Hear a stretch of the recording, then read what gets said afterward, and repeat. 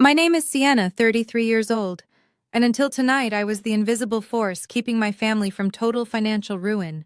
Stay in the kitchen, your sister has the face for the investors my father commanded at the grand opening of the upscale Manhattan restaurant I built entirely from scratch. I did not scream or argue. I simply untied my apron, walked out the service doors, and drove into the night. Shortly after the lead investor rose in the crowded dining room, announced that the Michelin-trained chef he came to fund had just resigned and tore his $7 million check into tiny pieces. Before I continue this story, let me know where you are watching from in the comments below. Hit like and subscribe if you have ever had to walk away from toxic relatives who tried to steal your light. The heat inside the kitchen of the Gilded Apron was absolutely suffocating. It was opening night, and the Manhattan elite filled the dining room, waiting to taste the menu I spent 2 grueling years perfecting in Paris. I wiped sweat from my forehead with the back of my forearm and quickly intercepted a hot pan from a panicking line cook. The young man was about to burn the brown butter for our signature scallop appetizer.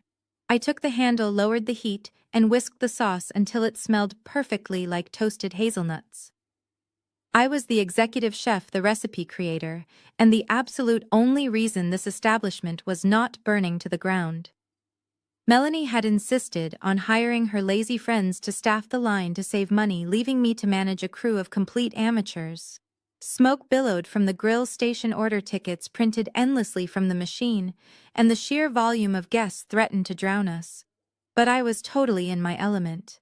I managed the chaos, plating dishes with surgical precision, pushing my tired body to its absolute limit because this restaurant was supposed to be my ultimate legacy. My parents poured their retirement savings into the lease, but I was the one bleeding onto the cutting boards every day. Suddenly, the swinging kitchen doors violently crashed open. My father Richard stormed in wearing a custom Italian suit that cost more than my entire culinary school tuition. He did not ask how the dinner service was going. He did not thank me for working a 14-hour shift to ensure everything was perfect. Instead, he looked at my flour-stained chef coat and scowled in pure disgust. "Sienna, what on earth is wrong with your hair?" he barked loudly, making sure the entire staff heard his voice. "You look like you just crawled out of a filthy dumpster. Go wash your face immediately. The dining room is full of billionaires, and you are out here sweating like a common street laborer."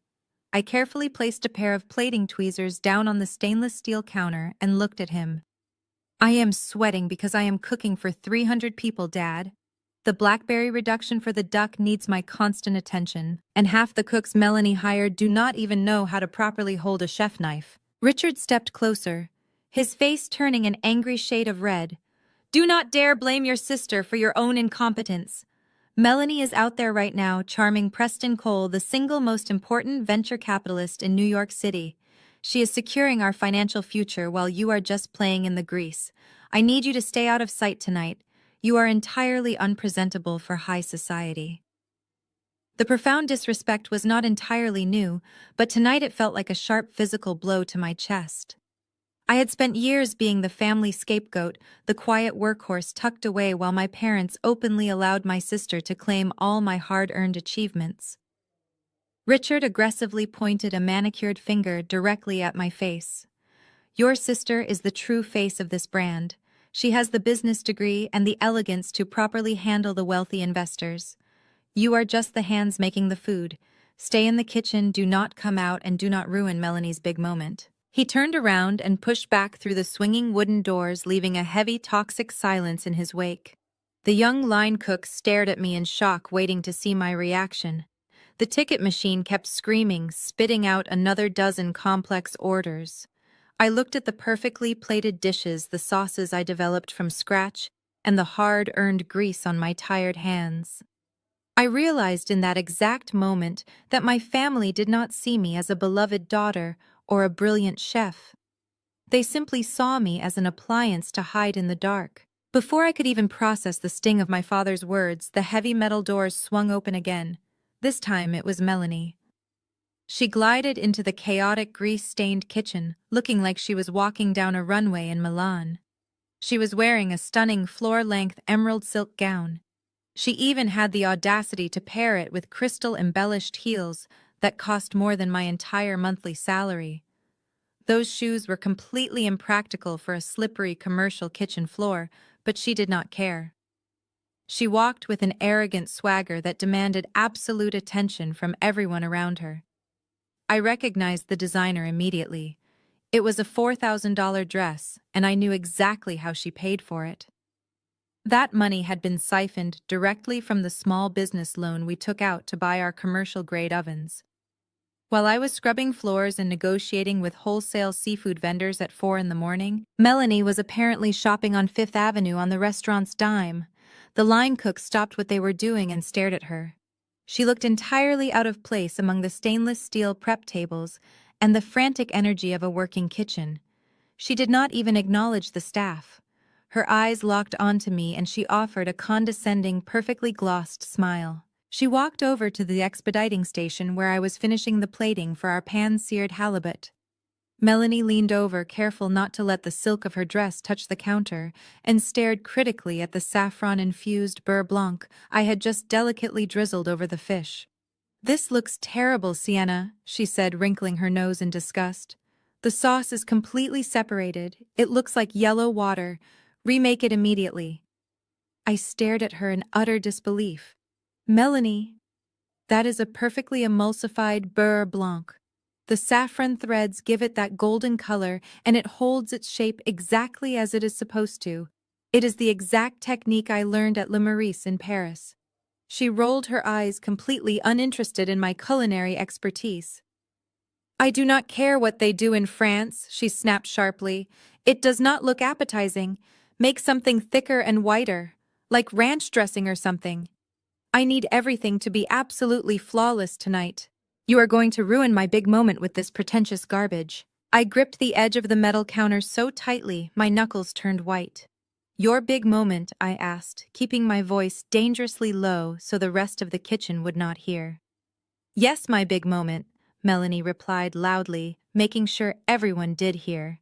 "Sterling Vance is sitting at table 4 right now. He is the most powerful hospitality investor in the country, and he is ready to write a $7 million check tonight to take this restaurant national. I am going out there to present the menu to him.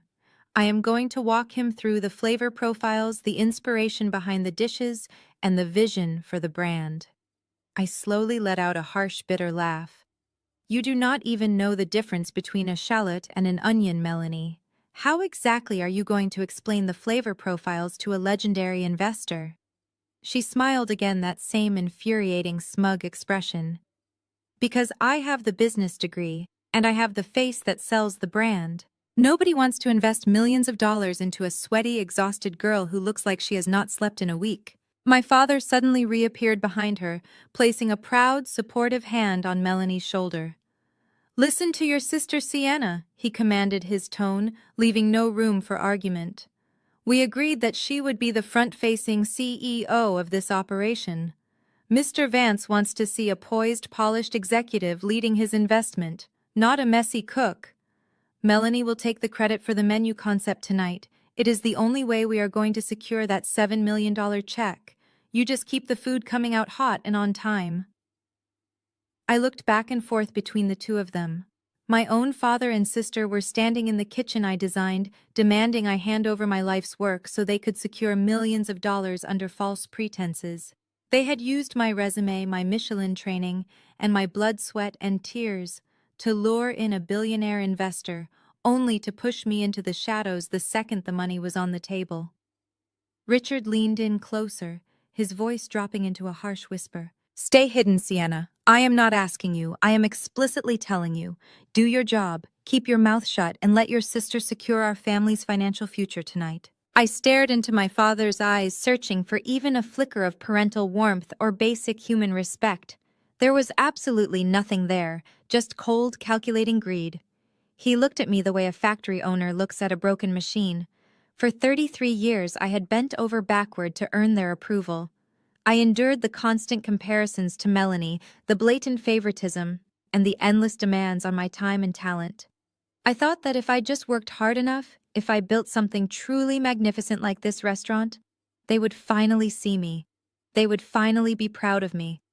But standing in the sweltering heat of that kitchen, listening to the roar of the dining room outside, a profound and chilling clarity suddenly washed over me. The anxiety that had been gripping my chest all night completely evaporated, replaced by an icy, absolute calm.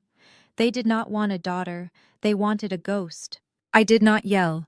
I did not throw the expensive plating tweezers across the room, or break down into hysterical tears like Melanie would have done. I simply took a step back from the stainless steel prep counter. I reached up to the collar of my pristine white chef coat, the one I had custom embroidered with my initials when I graduated at the top of my class in Paris. I unfastened the top button, then the second, then the third. Richard frowned, his aggressive posture faltering slightly. "What are you doing?" he demanded, his voice losing some of its sharp edge. "Stop playing around, Sienna. The main dinner rush is starting in 10 minutes, and we need those duck entrees fired immediately." I ignored him. I slipped my arms out of the heavy cotton coat and tossed it carelessly onto the counter right next to the delicate saffron sauce Melanie had just insulted.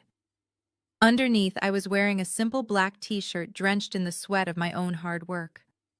Next, I reached behind my back and untied the thick canvas apron wrapped securely around my waist. The heavy knot gave way, and I let the apron slip from my tired fingers. It hit the floor with a soft, definitive thud. The entire kitchen went completely silent. The line cooks stopped chopping.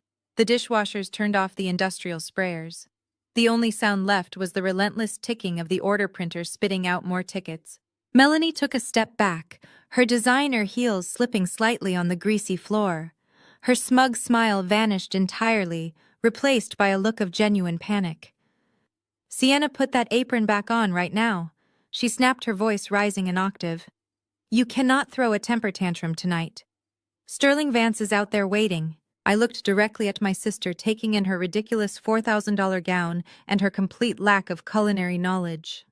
"You wanted the spotlight, Melanie. It is all yours." I reached under the prep station and grabbed my worn leather messenger bag. I slung it over my shoulder and looked back at my father, whose face had now drained of all color. "You want to be the face of this restaurant?" I said, my voice perfectly steady and loud enough for the entire staff to hear clearly. "Then you better learn how to cook fast, because you are not going to survive the appetizer course without me. The truffle foam for the Wagyu beef needs to be aerated in exactly 7 minutes, or it will collapse into a watery mess. The sea bass needs to be pulled from the oven in 90 seconds, or it will be dry and inedible. And that separated sauce you hate so much. Good luck fixing it with your shiny business degree." Richard stepped forward, raising his hand as if to physically stop me. "You cannot leave us like this," he yelled, total panic finally setting in. "We have a contract. You owe this family."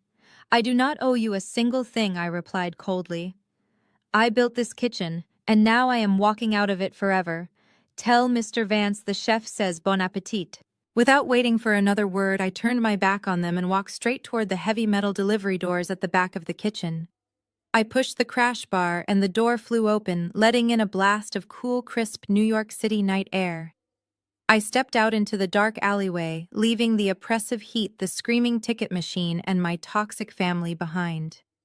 As the heavy metal door swung shut behind me, cutting off Richard's furious shouting, I took my first deep breath of actual freedom.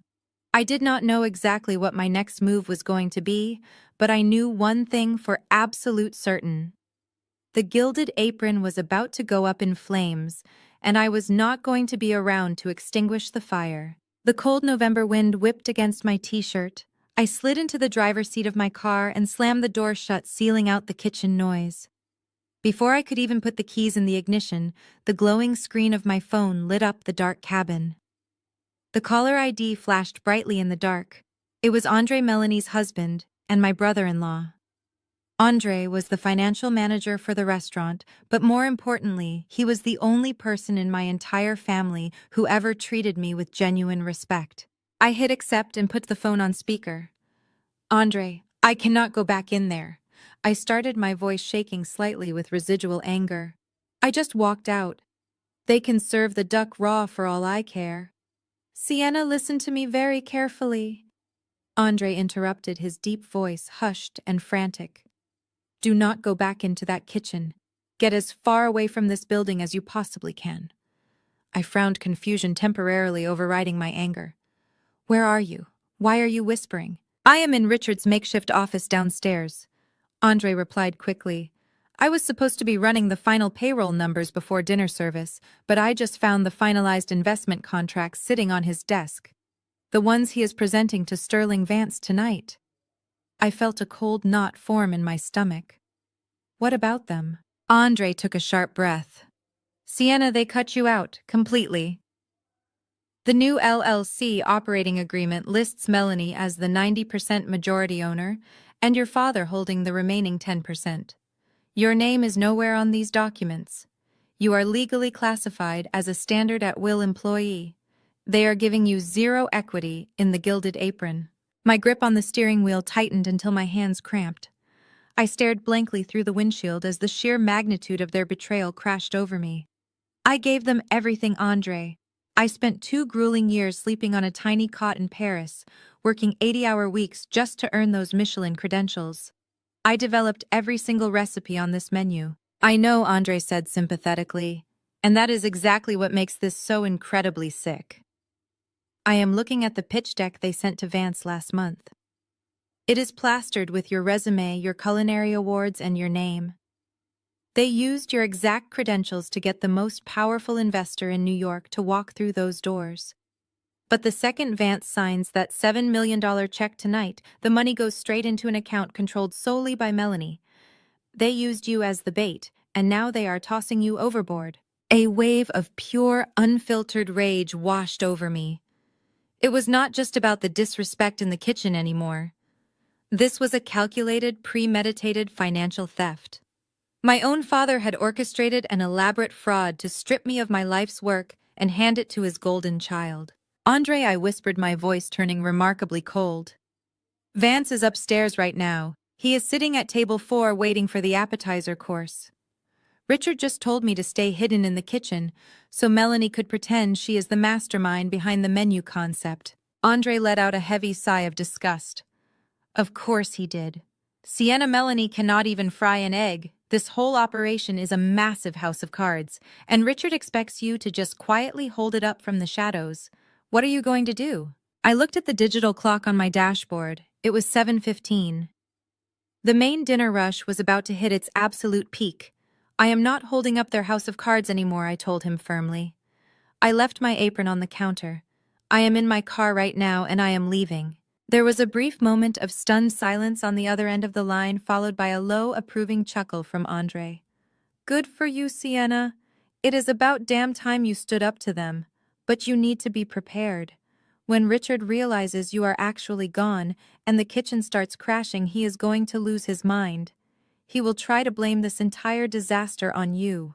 Let him try, I replied, reaching for the ignition. He cannot cook the food, and neither can his precious CEO daughter. I appreciate the warning, Andre. You should probably get out of that building too before the health inspector shuts it down. I will be fine, Andre said, his tone suddenly shifting to something much more serious. I have my own exit strategy to deal with tonight. Just keep your phone close, Sienna. This is going to get incredibly ugly. I ended the call with Andre dropping my phone on the passenger seat. A sharp buzz from the device shattered the quiet of my car. The screen illuminated. It was a message from Melanie. I unlocked it, expecting a frantic demand to return to the kitchen. Instead, I read pure arrogance. Thanks for prepping the food, loser, it read. I will take it from here. Do not bother coming back tomorrow. We can hire line cooks to follow your little recipe book for minimum wage. You lacked the proper vision for high society. Go find a cheap diner to flip burgers in. Sterling Vance loves me. Enjoy your drive home. I read the words twice, letting the audacity wash over me. A normal person might have broken down crying in that dark alleyway. I sacrificed my youth, social life, and mental health to build that exact menu. I burned my arms on commercial ovens to perfect the flavor profiles currently sitting on Sterling Vance's table. But as I stared at the glowing screen, I did not feel the sudden urge to cry. I did not feel sad or defeated at all. Instead, a slow, icy smile spread across my face. Melanie genuinely believed that high-end culinary art was just following a basic recipe book. She honestly thought cooking at a Michelin star level was exactly like assembling cheap furniture. She had absolutely no idea that I never actually wrote down the final steps for the signature dishes. The specific binding agent for the scallop puree, the precise resting temperature for the Wagyu beef, the exact acid balance in the vinaigrettes. None of that critical information was in the kitchen prep book. It was all locked securely inside my head. By the time I finished reading her pathetic text, they were probably already ruining the first course. I tossed the phone back onto the seat and confidently shifted the car into drive. I pulled out of the tight alley and seamlessly merged onto the busy Manhattan street. Originally, I was just going to drive straight back to my small apartment in Brooklyn, lock the heavy door, and sleep for a week. I was going to simply let them fail on their own. But Melanie's vicious text message completely changed everything. Failing quietly on their own was not nearly enough anymore. I needed to aggressively ensure their complete financial destruction. I reached over and tapped the glowing navigation screen on my dashboard. I canceled the quiet route to Brooklyn and rapidly typed in a brand new destination. The GPS recalculated, directing me straight down toward the bustling financial district. I merged onto the fast highway, watching the glittering, massive skyline of New York City blur past my window. I was heading to the office of my corporate lawyer, David. 6 months ago, when my father first started acting secretive about the bank financing and officially excluding me from the meetings, my survival instincts kicked in. I quietly hired David, one of the most feared intellectual property attorneys in Manhattan. Together, we secretly formed a private LLC, completely under my own name. We legally trademarked the prestigious name, The Gilded Apron. We officially copyrighted every single recipe, every unique menu design, and every proprietary spice blend I ever created. Because I personally paid for the initial ingredient testing out of my own depleted savings account before the business loan ever cleared, I legally owned the intellectual property outright. My family stupidly thought I was just a naive, easily manipulated chef who only knew how to chop vegetables and stay silent. They severely underestimated my intelligence and my absolute resolve. I finally pulled into the underground parking garage of David's prestigious law firm. It was quite late, but I knew for a fact he was still upstairs working.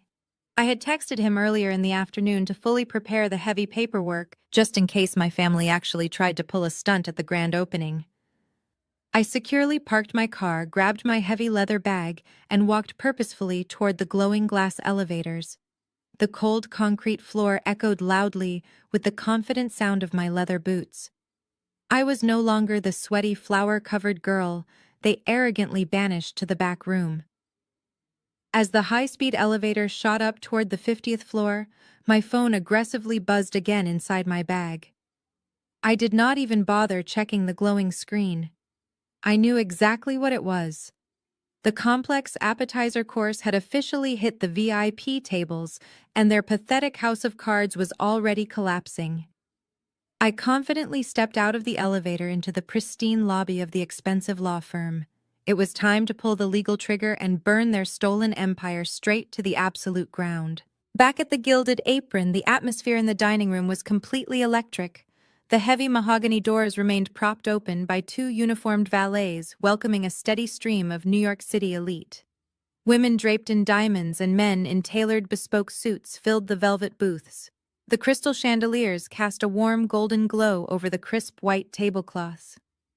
A string quartet played softly in the corner, almost entirely drowned out by the low hum of expensive conversations. Richard stood near the mahogany hostess stand, his chest puffed out with pride.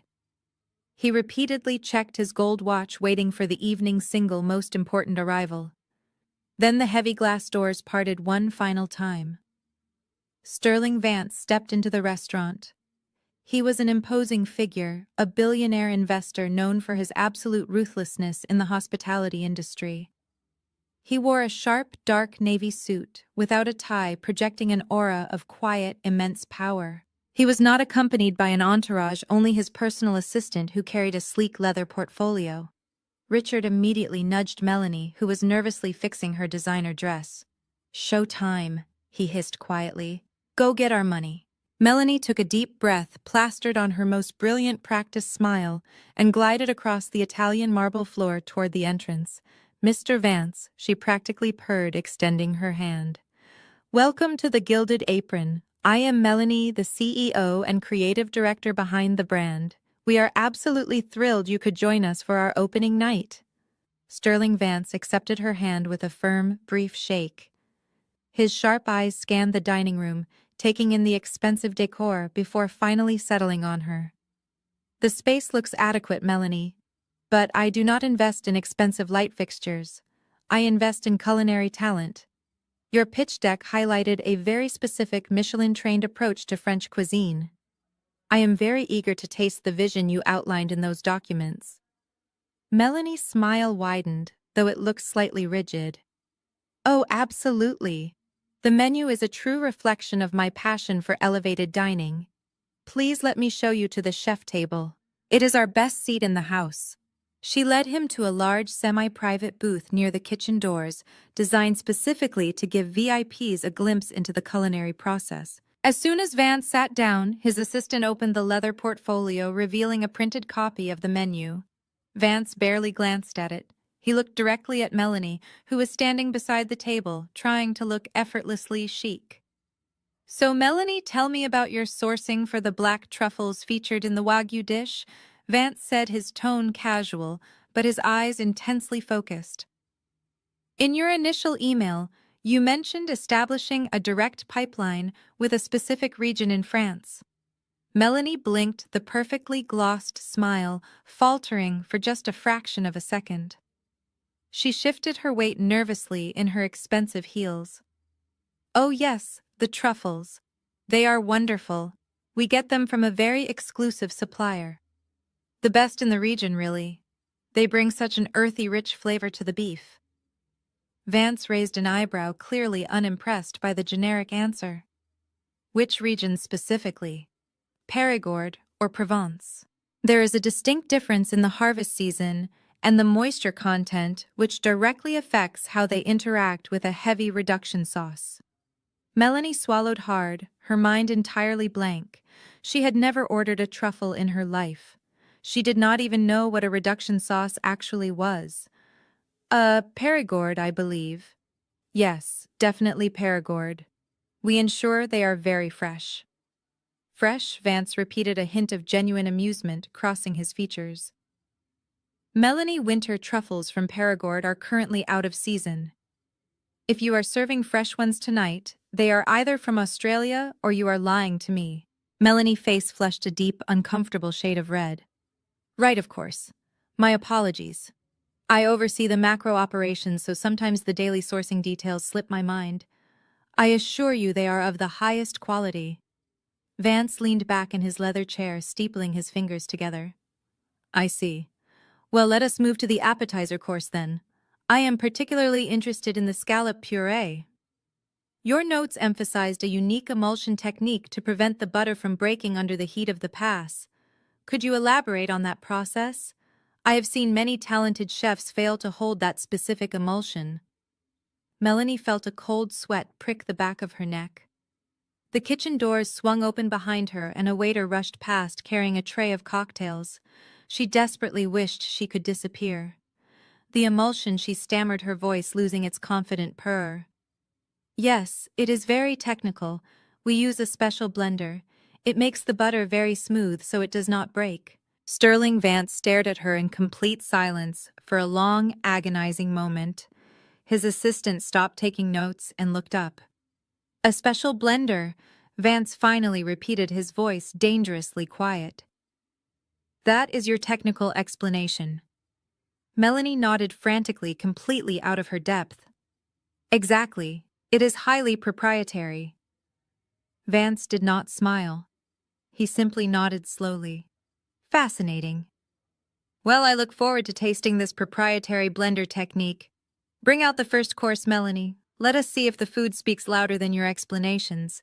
Melanie ran back through the swinging metal doors into the kitchen. her arrogance completely shattered by Sterling Vance and his brutal line of questioning. She clapped her hands together frantically, her voice high and shrill. "Where is the first course? Mr. Vance is waiting, and he is already asking ridiculous questions about truffles. I need those scallop plates out in the dining room right now. Get them plated."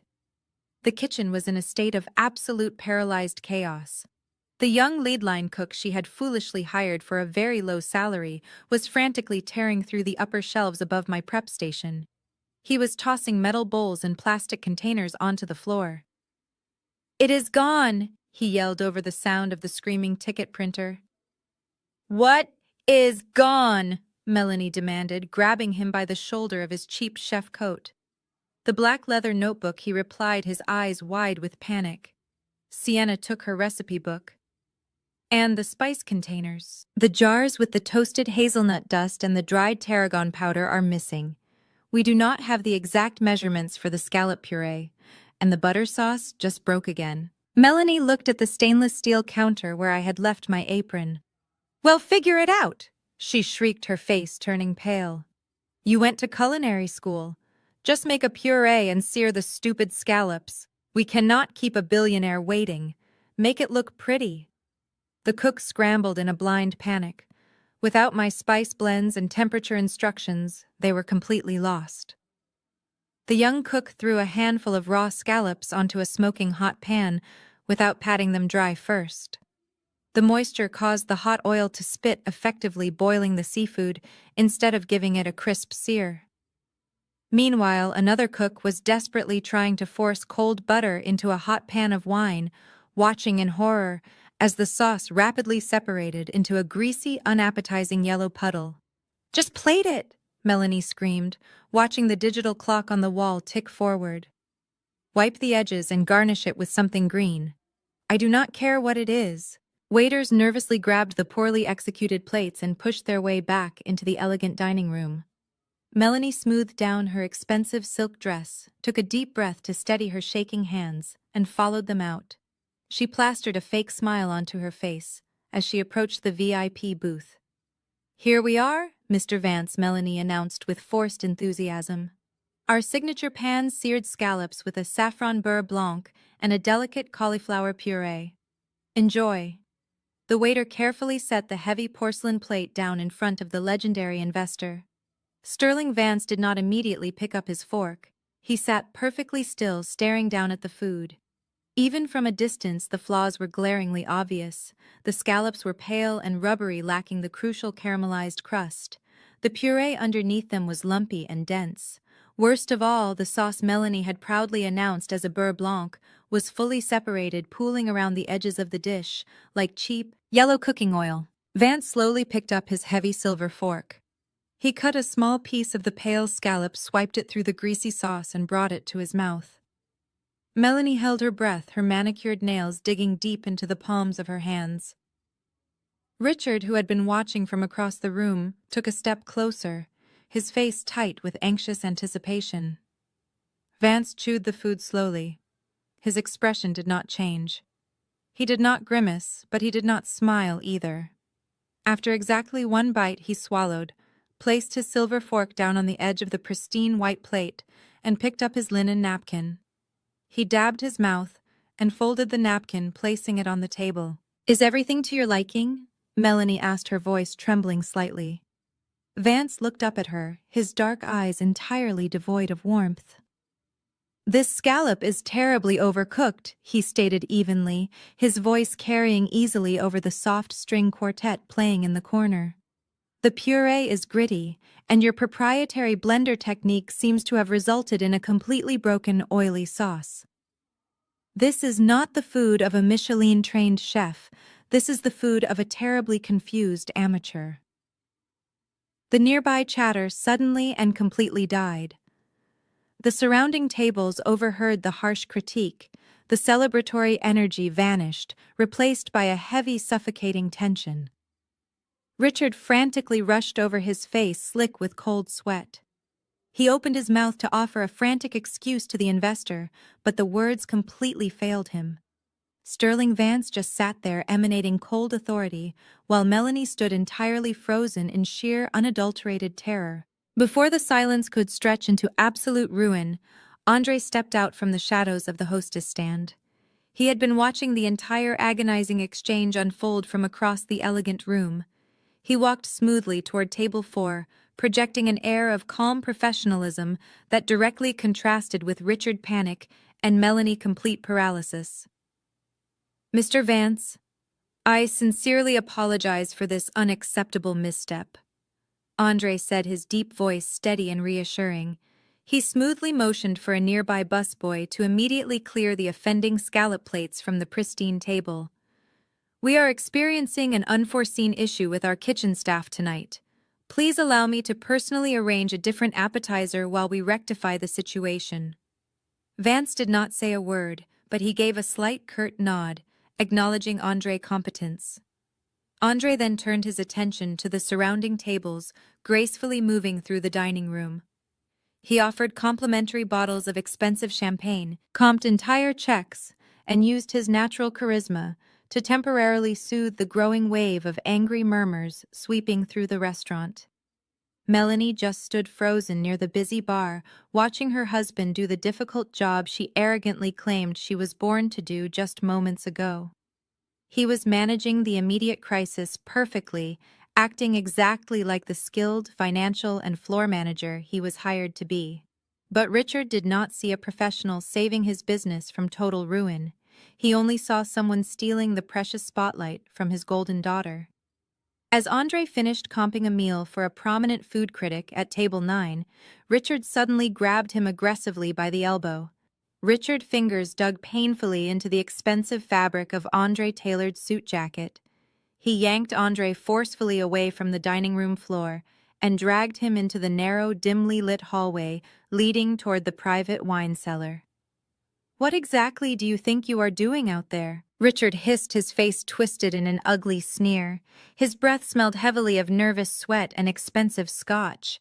Andre calmly pulled his arm out of Richard's grasp, adjusting his jacket sleeve. "I am doing damage control, Richard.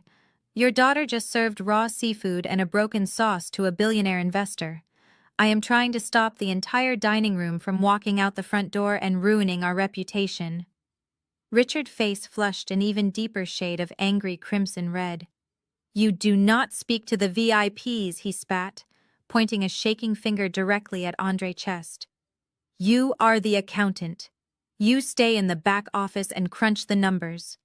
I did not bring you into my family so you could parade around the dining room acting like you own the place. You are making us look desperate and weak." Andre stared at his father-in-law, his expression hardening.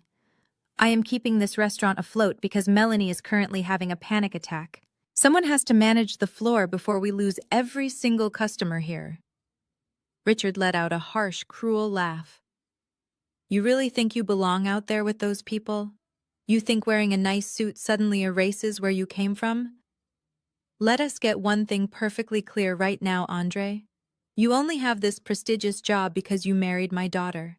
You grew up in a tiny, run-down apartment in Queens with absolutely nothing. My wealthy friends are out there. The Manhattan elite are out there. You are not high society. You are just a convenient diversity hire we tolerate for corporate optics. Stop trying to play the hero. Remember your roots and know your exact place in this hierarchy." The incredibly offensive words hung heavily in the cold air of the hallway. Richard's chest heaved with angry breaths, expecting Andre to either apologize or back down defensively. Instead, a profound, eerie silence fell over Andre. He looked at Richard, truly seeing the ugly, hollow man standing in front of him. For 5 long years, Andre had quietly endured the subtle microaggressions, the condescending remarks at holiday dinners, and the constant reminders that he was an outsider. He had tolerated the endless disrespect because he truly loved Melanie and believed they were building a genuine life together. But looking at Richard now and knowing Melanie was entirely complicit in the massive financial theft against Sienna, the final veil dropped completely. Andre realized with absolute certainty that this toxic family would never view him as an equal human being. He was just another disposable tool to be used and discarded exactly like they were trying to do to Sienna tonight. He did not yell. The burning anger he felt instantly crystallized into something cold and highly functional. He realized his marriage was completely dead. There was nothing left to save here. He silently turned and walked away. While Andre was walking away from his completely toxic marriage in that dark restaurant hallway, I was sitting 50 floors above the sparkling Manhattan skyline holding a heavy gold fountain pen. The office was perfectly quiet, a sharp contrast to the screaming ticket machines and the intense heat I had just escaped. David, my corporate attorney, smoothly slid a thick stack of pristine legal documents across his polished mahogany desk. He looked at me over the rim of his wire glasses, his expression a careful mixture of professional detachment and genuine respect. "Are you absolutely sure you want to pull the trigger tonight, Sienna?" he asked quietly, folding his hands together. "Once I officially file these injunctions with the state and serve the legal notices, there is absolutely no going back. Your family will instantly lose the restaurant, the bank will recall their massive business loans, and they will face total financial ruin." I did not hesitate for a single second. I looked down at the top page of the dense legal document. The bold black letters at the top read "Revocation of Intellectual Property" and "Immediate Cease and Desist." My path to this leather chair started exactly 6 months ago. I had stayed late at the restaurant to test a new pastry dough when I accidentally overheard a private phone call between my father and his commercial real estate broker. Richard was loudly bragging in his office about how Melanie was going to easily secure the Vance funding. He explicitly explained how they were structuring the new operating agreement to completely bypass my equity. He casually called me a naive emotional workhorse who would just keep cooking as long as they threw me a modest monthly salary. The profound betrayal shattered my heart, but it also woke me up. The very next morning, I walked straight into David's office and silently set up a private holding company. I named it Ironclad Culinary LLC. Because I personally paid for the initial ingredient testing out of my own depleted savings account before the family business loan ever cleared, I was the sole legal owner of the creations. I methodically copyrighted every single recipe on the menu. I legally protected the specific ingredient measurements, the proprietary spice, blends, the unique plating designs, and even the exact brand name, the Gilded Apron. My father was so arrogantly focused on securing the bank loans against his house and hyping up Melanie that he never even bothered to check the Federal Trademark Registry. He just blindly assumed he owned me and everything my mind naturally produced. He thought my talent was his birthright. I pressed the nib of the gold pen to the thick paper and signed my full name on the dotted line. I flipped to the next page, reading the harsh legal jargon, and signed again. I was not just throwing a childish temper tantrum, I was actively and legally dismantling their entire fraudulent enterprise from the inside out. The heavy documents I was currently signing legally prohibited Richard and Melanie from serving any dish that even remotely resembled my unique creations. It legally stripped them of the right to use the restaurant name on their menus, their signage, or their lucrative investment pitch decks. Without my protected intellectual property, they were just two desperate people standing in an expensive leased room with a mountain of unpayable debt. David gathered the freshly signed documents, checked the signatures, and neatly tapped the stack against his desk. "The injunction is now legally active," he stated, checking his expensive silver watch. "I have a professional courier standing by downstairs in the lobby. We can have these legally served to your father at his home address by tomorrow morning." I shook my head, a cold, hard smile touching my lips. "Tomorrow morning is much too late, David. Sterling Vance is sitting in their dining room right this very second, eating a completely ruined, separated version of my signature scallop dish. If Vance signs that $7 million investment check tonight, he becomes legally entangled in their massive financial fraud. I will not let an innocent investor lose millions of dollars just because my family lacks basic human decency and business ethics. We are not waiting for a courier tomorrow. We are dropping the legal bomb tonight." David raised a curious eyebrow, clearly impressed by my ruthless sense of timing. How exactly do you plan to deliver a legal cease and desist in the middle of a busy dinner service? He asked, leaning back in his plush leather chair. I reached into my leather bag and pulled out my silver laptop, placing it firmly on his desk. I am not going to serve my father, I replied, flipping the screen open. I am going to serve his money. I had told David I was going to serve his money, and he simply smiled, handing me a secure, encrypted flash drive containing the digital copies of every single injunction, copyright certificate, and trademark registration we had just executed. I thanked David for his flawless legal execution, packed my heavy leather bag, and rode the high-speed elevator back down to the dimly lit underground parking garage. The cold concrete floor echoed loudly with my footsteps as I approached my parked car. I climbed into the driver's seat, shut the heavy door, and locked it. The deep silence of the concrete garage was deafening compared to the absolute chaos I knew was currently unfolding uptown at the restaurant. I did not immediately start the engine. I needed absolute focus for this next crucial step. Instead of driving away, I placed my silver laptop securely on the center console and opened the screen. The harsh blue light brightly illuminated the dark cabin of my car. I connected the laptop to my phone's cellular hotspot, watching the small wireless network icon solidify on the screen. My hands were perfectly steady. I was no longer the exhausted, flower-covered girl they had banished to the back alley. I was a completely independent business owner, executing a flawless defensive strategy. I opened my secure corporate email client and created a new blank message. Finding Sterling Vance's personal business email address was not difficult at all. Andre had discreetly forwarded it to me weeks ago when he first discovered Richard's fraudulent pitch deck, just in case I ever needed a direct line of communication to protect myself. I typed the billionaire investor's secure email address into the recipient field. Next, I carefully crafted the subject line. I needed something that would immediately cut through the inevitable noise of his busy inbox and demand his absolute attention right there at the dinner table. I typed, "The Gilded Apron Fraudulent Investment and Intellectual Property Revocation." It was cold, strictly legal, and entirely accurate. Then I clicked the small paperclip icon to begin attaching the heavy digital files. I uploaded the massive PDF of the Ironclad Operating Agreement for Ironclad Culinary, LLC, legally proving my sole ownership of the entire brand concept. I attached the high-resolution scanned copies of my authentic Michelin credentials from Paris, the exact ones Richard had illegally photocopied and plastered all over his investment pitch to lure Vance into the building. Finally, I attached the heavy, freshly signed cease and desist order that legally barred my family from serving any of my food or using the restaurant name, effective immediately.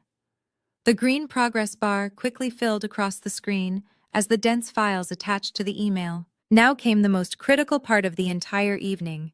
I placed my fingers on the keyboard to compose the body of the message. I did not want to sound bitter, emotional, or vindictive like a slighted family member. I needed to sound exactly like a calculating professional CEO, protecting her incredibly valuable corporate assets. Dear Mr. Vance, I began typing rapidly in the quiet, isolated car. You are currently sitting at table 4 inside a restaurant that is operating under entirely false pretenses. The investment pitch deck you received from Richard and Melanie was built entirely on stolen intellectual property. They do not own the rights to the menu you are eating, the proprietary techniques being poorly executed in the kitchen, or even the name of the establishment itself. I am the sole legal owner of these assets, and I have attached the federal filings to unequivocally prove it. I paused for a moment, taking a deep breath of the stale garage air. I pictured my father's cruel, demanding face when he told me I was unpresentable for high society. I pictured Melanie wearing a $4,000 silk dress, bought with the sweat equity of my ruined social life. I let my fingers hover over the glowing keys before typing the final devastating sentences. Furthermore, Melanie possesses absolutely no culinary training. I spent 2 grueling years in Paris, earning the exact credentials they are currently using to secure your $7 million investment. I refused to let an innocent investor be heavily defrauded by my family greed. The chef you came to fund just quit because she was ordered to stay in the kitchen. I have officially issued an immediate cease and desist. Do not sign that check. Sincerely, Sienna. I read the short, highly lethal email one final time, checking for any grammatical errors. It was absolutely perfect. It was the exact financial kill shot my toxic family deserved. Without a single second thought, I moved the cursor over the bright blue send button and firmly clicked the trackpad. A soft electronic sound echoed from the laptop speakers, confirming the encrypted message was instantly delivered directly to Sterling Vance's private server. I closed the laptop, leaned back against the comfortable leather headrest, and finally turned the key in the ignition. The powerful engine roared to life, filling the quiet concrete garage with a steady, reassuring hum. The absolute finality of what I had just done washed over me, bringing a profound sense of inner peace. The bomb was officially dropped. While I was sitting comfortably in my car miles away, the atmosphere inside the Gilded Apron was rapidly deteriorating. The disastrous appetizer course had left an uncomfortable tension in the dining room. Waiters rushed to clear the uneaten rubbery scallops and broken yellow butter sauce from the tables, avoiding eye contact with the patrons. The gentle music from the string quartet felt out of place against the low murmurs of the guests. But my father was not a man who ever accepted defeat. In his arrogant mind, reality was something he could easily manipulate with a public relations spin. He completely ignored the culinary disaster that had just occurred.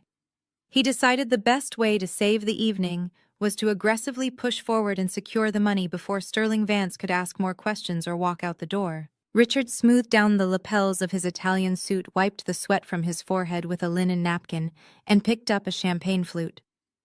He grabbed a silver knife and began tapping it against the glass. The high-pitched ringing noise cut through the heavy atmosphere of the dining room. The string quartet immediately stopped playing.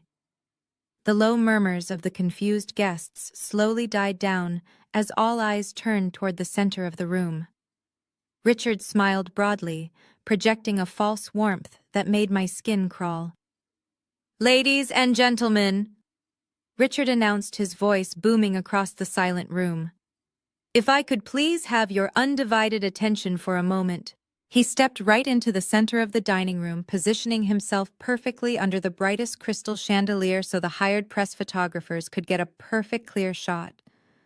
"Tonight is not just the grand opening of a restaurant," he continued smoothly. "Tonight is the culmination of a massive dream. It is the beginning of a brand new culinary empire right here in Manhattan. And none of this incredible luxury, none of this groundbreaking vision would be possible without the absolute genius of my beautiful daughter." Richard gestured dramatically toward the wooden bar where Melanie was desperately trying to compose herself after her humiliating interaction with the billionaire investor. Melanie took a deep breath, plastered that fake glossy smile back onto her face, and walked gracefully to join him. The designer silk gown flowed around her ankles, hiding the fact that her knees were visibly shaking. Richard wrapped a very proud arm around her bare shoulders. "Melanie has poured her absolute heart and soul into designing this exceptional menu," Richard lied effortlessly to the crowd of wealthy socialites and industry critics. "She spent years refining these unique flavor profiles. And tonight, we are incredibly honored to have Mr. Sterling Vance joining us." Richard turned his body directly toward table 4, gesturing to the silent billionaire. "We are looking forward to officially finalizing our $7 million partnership tonight, merging Melanie creative culinary genius with his legendary business acumen. Please let us raise a glass to the brilliant executive chef of the Gilded Apron, Melanie." A smattering of polite but highly confused applause rippled through the dining room. A few guests raised their glasses, but most people just stared, remembering the terrible food they had just been served. Melanie stepped forward to speak, practically glowing under the flashbulbs of the cameras. She opened her mouth, ready to deliver a hollow speech filled with corporate buzzwords about culinary innovation and female entrepreneurship. Thank you all so much, Melanie began, her voice falsely sweet and humble. Food is not just sustenance, it is an artistic journey. And my vision for this menu was to take you all on a journey of pure elegance. At that exact second, a very sharp electronic buzz cut through the quiet room. It came directly from table 4. Sterling Vance reached into the breast pocket of his tailored navy suit and pulled out his sleek smartphone. The screen was illuminated with an urgent notification. He did not ignore it. He did not wait for Melanie to finish her ridiculous speech about her fake artistic journey. He simply tapped the screen and opened the email I had just sent from the parking garage. Vance sat perfectly still as his dark eyes scanned the subject line. Fraudulent investment and intellectual property revocation. The polite, annoyed expression he had been wearing all evening instantly vanished. It was replaced by a look of absolute fury. He quickly tapped the attachment, scrolling past the company documents and resting on the high-resolution scans of my Michelin credentials from Paris. He read my words. The chef you came to fund just quit because she was ordered to stay in the kitchen. Melanie kept on talking, completely oblivious to the massive bomb that had just detonated on the table right in front of her. Melanie was mid-sentence, passionately describing the fake emotional depth of her culinary inspiration, when the heavy leather chair at table 4 scraped loudly against the polished Italian marble floor. The harsh sound echoed like a gunshot through the silent dining room. Sterling Vance stood up to his full imposing height. He did not pick up a champagne flute to join the toast. He did not clap. He bypassed his leather portfolio completely and held only his glowing smartphone in his right hand. The hired press photographers instinctively lowered their heavy cameras. The polite, forced smiles of the wealthy patrons slowly vanished, replaced by an uncomfortable collective breath-holding. Melanie abruptly stopped talking. Her perfectly rehearsed speech died in her throat as the billionaire investor walked with terrifying predatory purpose directly toward the center of the dining room where she stood. Vance did not look like a man about to hand over a massive financial investment. He looked like an executioner stepping up to the block. He stopped less than 2 feet away from Melanie. The expensive silk of her designer gown trembled as her entire body began to shake. "You speak incredibly well," Melanie Vance said, his voice entirely devoid of warmth, but loud enough for every single person in the room to hear. "You have memorized a very impressive corporate script. But since we are celebrating your creative genius tonight, let us skip the marketing buzzwords and talk about the actual food. I have 3 very basic questions for you. Since you designed this incredibly complex French-inspired menu, this should be effortless. Name the 5 traditional French mother sauces." Melanie's face drained of all color, turning a sickly ashen white. The heavy crystal chandeliers suddenly seemed too bright, the room completely suffocating. "The 5 sauces," she repeated, her voice cracking embarrassingly. Her eyes darted wildly around the room, searching for any possible escape route. She looked desperately at Richard, who was standing frozen just a few feet away, his jaw clenched so tightly it looked painful. "Well, Mr. Vance, as an executive chef, I focus more on the modern interpretations rather than the ancient traditional rules. We use a lot of reductions and, of course, the proprietary blender techniques I mentioned earlier." Vance did not even blink. "That is a very creative way of saying you have absolutely no idea what I am talking about," he replied coldly. "Let us try something much simpler. Your main course tonight features a duck confit. Please explain the exact difference between a confit and a standard sear. Which specific fat are you using for the confit in the kitchen right now? And at what precise temperature does the protein properly break down without drying out the meat?" The silence in the dining room became incredibly oppressive. You could hear a pin drop. Melanie swallowed hard, her manicured hands gripping the microphone stand like a life raft.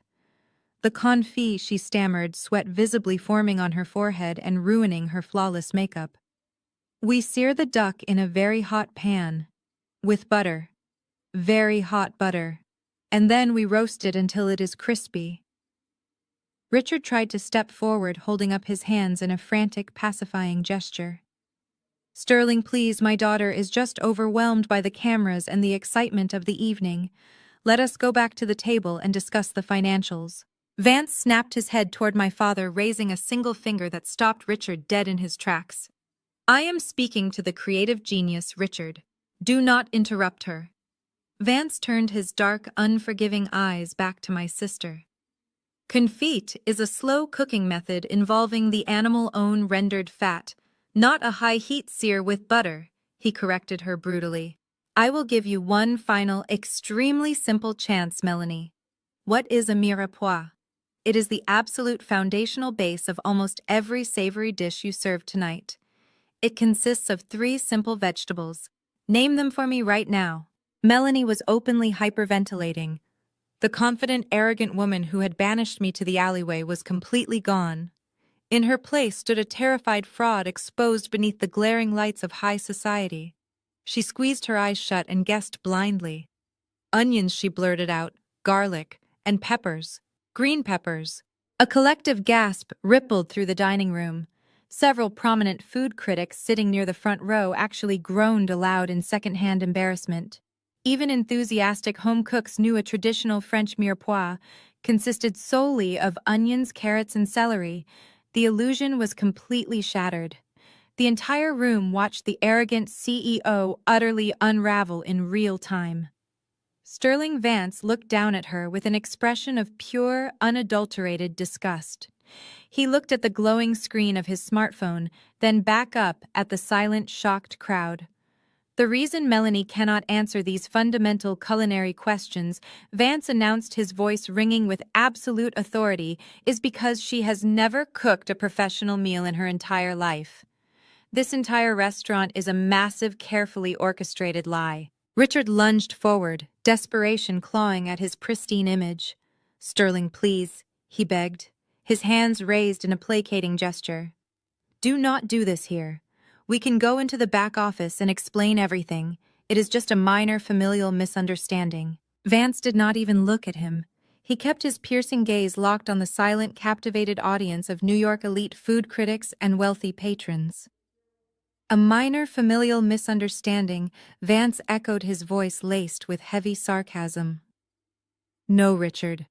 A misunderstanding is a simple scheduling error. What you have done here is commit blatant corporate fraud. And I prefer to handle fraudulent individuals in the exact public spotlight they so desperately crave. Vance raised his sleek smartphone higher, adjusting his glasses. I just received a very illuminating email from the actual talent behind this establishment, he announced to the crowd. The real executive chef, the woman whose authentic Michelin credentials you illegally photocopied and glued to your ridiculous pitch deck. Her name is Sienna. And according to the federal injunction she just legally filed, she is the sole owner of every single recipe, every proprietary technique, and even the very name of this restaurant. Richard let out a choked gasp, all the blood completely draining from his face, as the brutal reality of my legal strike hit him. Melanie swayed on her designer heels, looking like she might actually faint right there on the expensive Italian marble floor. Vance looked down at the glowing screen and began to read my exact words aloud, his baritone voice projecting clearly across the mahogany tables. A harsh collective wave of whispers erupted from the wealthy patrons. The prominent food critics sitting in the front row rapidly pulled out their own smartphones, furiously typing notes and drafting headlines. The grand opening of the year was instantly turning into the massive scandal of the decade. Vance held up a hand demanding immediate silence, and the room instantly obeyed. He continued reading. Furthermore, Melanie possesses absolutely no culinary training. I spent 2 grueling years in Paris earning the exact credentials they are currently using to secure your $7 million investment. I refuse to let an innocent investor be heavily defrauded by my family greed. Vance lowered the phone and looked directly at my father. You sat in my corporate office exactly 3 weeks ago, Richard. You looked me directly in the eye and swore on your professional reputation that your daughter Melanie was the sole visionary behind this brand. You assured my entire investment board that she trained extensively in Paris. You requested $7 million of my capital based on a completely fabricated resume. You thought I was just a wealthy wallet you could easily manipulate. You thought you could hide the true architect of this menu in the shadows while parading an absolute amateur in front of the cameras. Richard opened his mouth to defend himself, but nothing came out. He was completely trapped in his own web of arrogance and lies. He looked desperately at the press cameras, the very same cameras he had arrogantly invited to capture his ultimate triumph, now documenting his total public ruin. Vance turned his attention back to the captivated dining room. The terrible, rubbery scallops you all just attempted to eat, the completely broken butter sauces, the chaotic delay in the kitchen. That is not the work of a nervous staff on opening night. That is the inevitable result of an arrogant family who banished their actual talent out the back door just to stroke the fragile ego of a golden child. Sienna just informed me that she quit tonight because she was ordered to stay hidden in the filthy kitchen so Melanie could play dress-up. The sheer embarrassment in the room was thick and palpable. The elite patrons looked down at their plates in absolute disgust, realizing they had been served a cheap, fraudulent imitation of fine dining. "You have no intellectual property," Richard Vance declared, his voice dropping to a lethal quiet register. "You have no head chef, you have no menu, and you certainly have absolutely no business ethics. The legal injunction Sienna just served means you cannot legally serve another piece of food in this building under this brand. You invited us all here to celebrate your massive success, but the only thing we are witnessing tonight is your complete and utter financial suicide." The illusion of the wealthy, successful family was totally shattered, leaving only the ugly truth exposed for the entire city to witness. Richard broke the suffocating silence of the dining room, his voice cracking with a desperate, pathetic edge. "Sterling, please, you have to listen to reason," he pleaded, taking a step toward the imposing billionaire. "You cannot seriously believe a single word of that ridiculous, fabricated email. Sienna is not a Michelin-trained executive chef.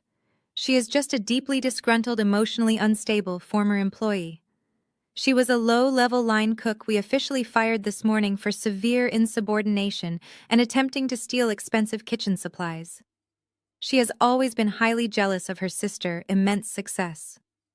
She is just trying to extort our family for a quick, unearned payout to ruin this beautiful evening. We own every single asset in this building. I have the official bank paperwork and the corporate operating agreements sitting directly on the desk in my private office downstairs.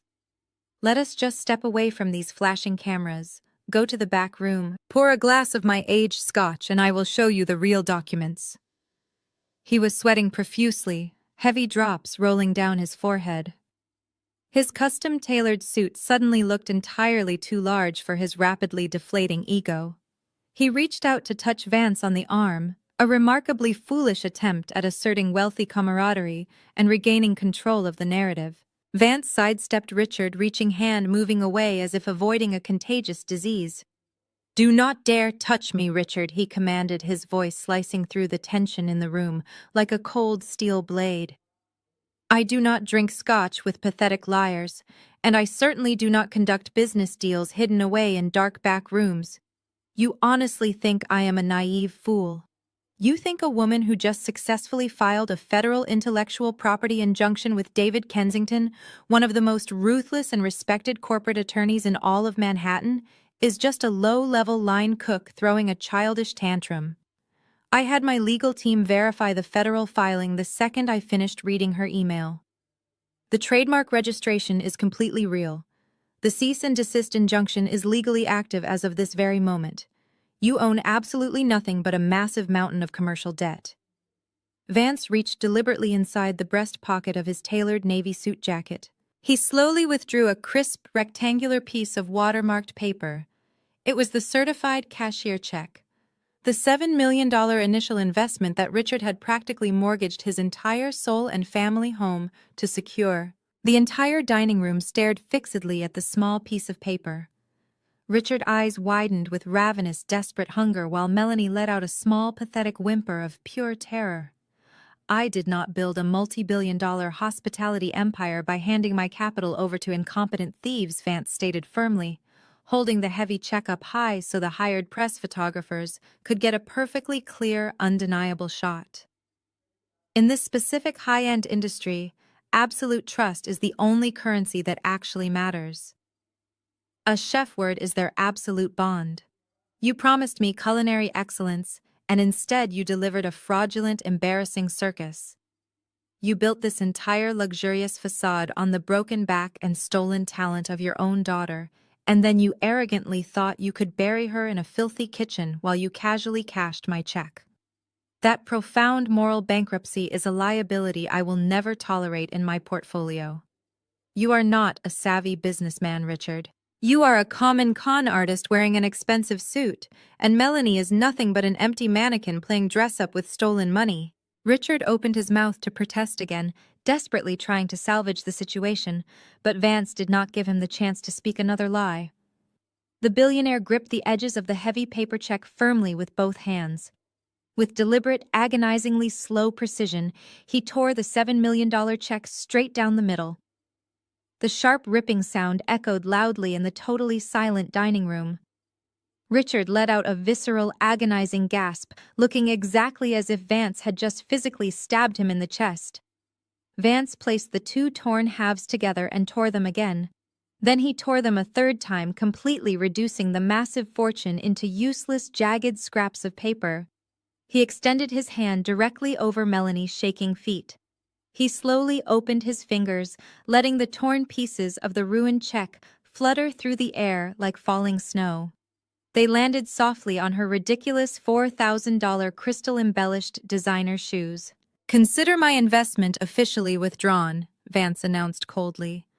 "I highly suggest you tell your wealthy patrons to find somewhere else to eat tonight because I am calling the health department to report your kitchen on my way out." The torn pieces of the $7 million check rested silently on Melanie's crystal-embellished shoes like discarded confetti. Richard was entirely frozen in place, his mouth opening and closing without producing a single sound. He looked exactly like a suffocating fish, pulled violently from the water. The absolute finality of Sterling Vance withdrawing his investment and threatening a health department inspection had completely broken my father's mind. Before Richard could even attempt to drop to his knees and beg, the confident sound of leather dress shoes echoed across the cold Italian marble floor. Andre stepped out from the dim shadows of the hallway. His tailored suit was perfectly buttoned and his posture was rigidly straight. He walked with a calm, deliberate purpose that immediately drew the attention of every single person still lingering in the shocked dining room.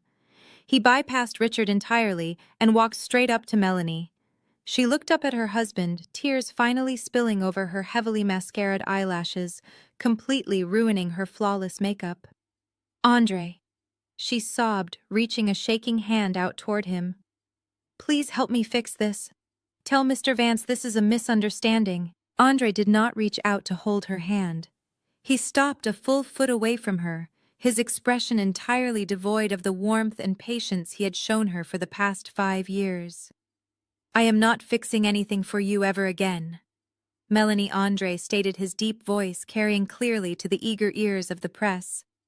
"I just spent the last hour trying to save your reputation on the floor. But hearing Mr. Vance read Sienna's email just confirmed everything I discovered in your father's office tonight.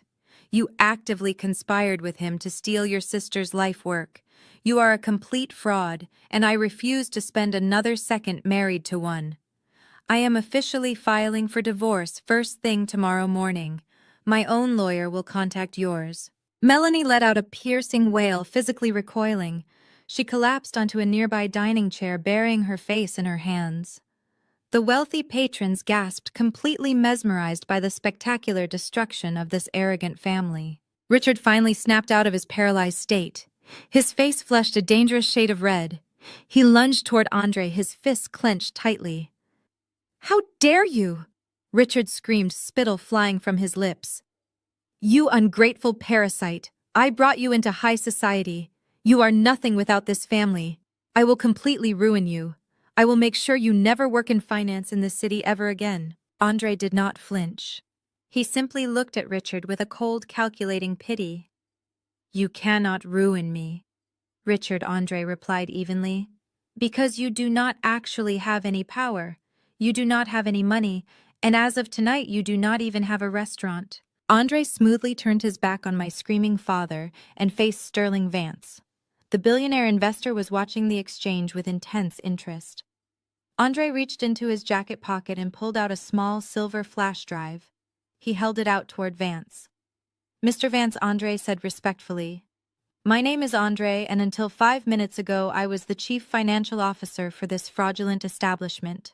You just saved yourself a $7 million loss, but the authorities need to know exactly how deep this deception goes. This flash drive contains the unredacted financial ledgers, the hidden bank statements, and the original loan agreements Richard signed last month." Vance raised an eyebrow, intrigued. He took the silver flash drive from Andre. "And what exactly will I find on these ledgers, Andre?" "You will find irrefutable proof of massive financial embezzlement," Andre declared loudly, ensuring the entire room heard him. Richard did not just steal Sienna's intellectual property. He used the massive small business loans secured for this restaurant to illegally pay off his own crippling personal debts. He used corporate funds to settle gambling markers, buy luxury cars, and purchase Melanie's designer wardrobe. The Gilded Apron was never actually capitalized to succeed. It was a scheme designed to drain your investment capital to cover his secret bankruptcies. "I have already forwarded a complete digital copy of this drive to the Internal Revenue Service and the State Fraud Division." The heavy silence that followed Andre's declaration was absolute. The food critics frantically typed the final nails into Richard's coffin. Richard stumbled backward, hitting the edge of a mahogany table. His arrogant facade was completely obliterated by the crushing weight of federal prison time. Vance slipped the silver flash drive into his pocket, giving Andre a firm, respectful nod. "I appreciate your integrity," Andre Vance said quietly. "When the dust settles from this spectacular mess, give my executive office a call. I am always looking for honest financial officers." With that final devastating offer, Sterling Vance turned his back on my shattered family and walked out of the dining room. He did not look back.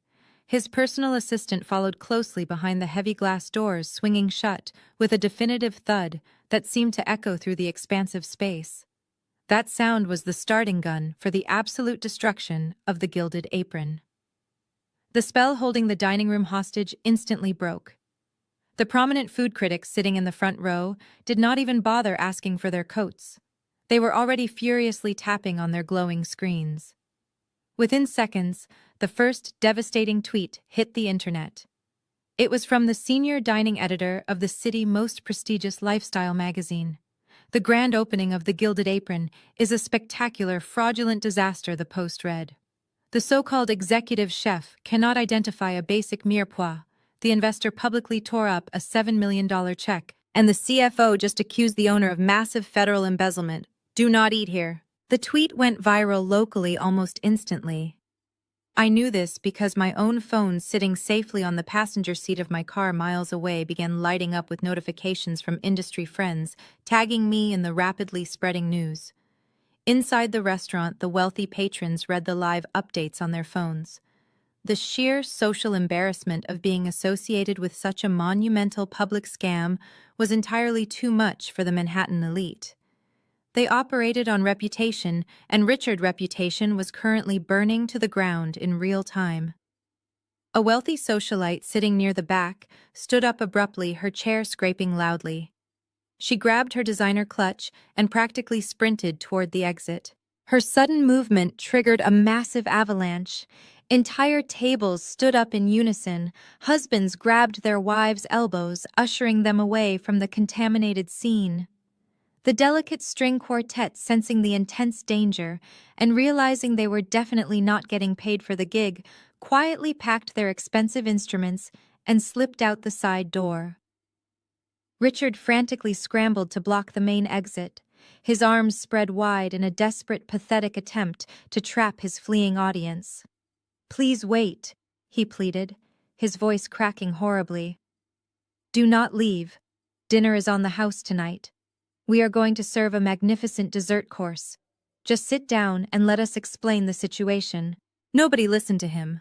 A prominent real estate developer physically shoved Richard out of the way, glaring at him with pure disgust. "Get out of my way," Richard the developer growled aggressively. "You are completely finished in this city. You will be lucky if you do not spend the rest of your life in a federal penitentiary. Richard stumbled into a decorative floral arrangement, knocking a heavy crystal vase to the floor. It shattered into 1,000 tiny pieces, mirroring his completely destroyed ambitions. Melanie remained entirely frozen in her chair, her face buried in her trembling hands. She sobbed loudly, crying for her ruined social status, her lost wealth, and the terrifying reality of her impending divorce. Not a single person stopped to comfort her. They walked right past her crying form, treating her like absolute poison. In less than 5 agonizing minutes, the massive, luxurious dining room was completely empty of patrons. The only things left were half-eaten plates of rubbery scallops, spilled champagne, and the lingering scent of expensive perfume mixing with cold panic. Then the swinging metal doors leading to the kitchen slowly pushed open. The young, inexperienced line cooks Melanie had hired stepped cautiously into the dining room.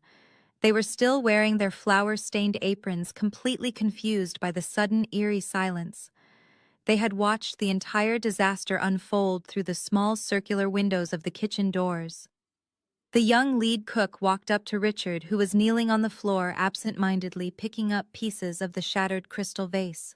"Are we still cooking the main course?" the young cook asked hesitantly, wiping his greasy hands on his apron. Richard did not answer. He just stared blankly at the wall. The cook looked at Melanie, then around the completely abandoned restaurant. "Listen, man." The cook continued, his tone shifting from confused to deeply concerned. "We saw that rich guy tear up the big check. We heard what the accountant said about the stolen money. We all worked a 14-hour shift today setting up this kitchen. We need to know right now how we are getting paid." Richard finally looked up, his eyes hollow. "Paid," he whispered weakly, treating the concept like a foreign language. The staff exchanged angry glances, realizing the wealthy captain had no life rafts. The restaurant was now completely, absolutely dead. The devastating reality of the previous night truly crystallized when the sun finally rose over Manhattan. The morning light offered no comfort, only the harsh glare of undeniable ruin. Inside Richard's sprawling multi-million-dollar colonial home in the suburbs, the silence was broken by the relentless, piercing ringing of telephones. It started at exactly 8 in the morning and did not stop. Melanie, who had spent the entire night sobbing uncontrollably on her childhood bed, ignored her buzzing phone, burying her face deeper into a tear-soaked pillow. Richard, however, sat frozen in his dark mahogany study, staring blankly at the blinking lights on his multi-line office phone. He looked 10 years older, his expensive suit wrinkled and smelling faintly of stale sweat and panic. The first few calls were from enraged private investors who had caught wind of Sterling Vance's highly public exit and the viral tweets from the food critics. They were aggressively demanding immediate reassurance that their smaller seed investments were secure. Richard did not answer a single one of them. He knew exactly what he had done with their money, and he knew it was entirely gone. Then came the call he truly feared. It was not an angry investor or a confused vendor. It was the stern professional voice of an executive loan officer from First National Bank, the primary financial institution holding the massive business loans that had funded the Gilded Apron. Richard slowly picked up the heavy receiver, his hands trembling violently. Richard, the loan officer, began skipping any polite pleasantries. "We have been closely monitoring the media coverage regarding your restaurant's grand opening. The sudden withdrawal of Sterling Vance, coupled with the severe allegations of intellectual property theft and financial mismanagement, constitute a massive, immediate breach of our lending covenants. The bank's risk assessment department has officially categorized your portfolio as toxic. We are officially executing a margin call on all outstanding business loans effective immediately. We require the full repayment of the principal balance within 48 hours. Richard felt the blood completely drain from his face, leaving him dizzy and nauseous. A margin call. It was the absolute worst-case scenario for any heavily leveraged business owner. 48 hours. Richard gasped, his voice cracking horribly. "That is completely impossible. We need time to restructure. We can hire a new executive chef. The brand name is still valuable. We can salvage the operation." The loan officer's tone remained completely cold and detached. Richard, according to the federal injunction filed last night, you do not actually own the brand name. You do not own the recipes. You own a fully equipped kitchen and a shattered reputation. The bank is not interested in restructuring a fraudulent enterprise. We are moving to aggressively secure our collateral. The word collateral hit Richard like a physical blow to the stomach. To secure the initial massive capital required to lease the prime Manhattan real estate and build the luxurious dining room, Richard had not just pledged the restaurant's future revenue.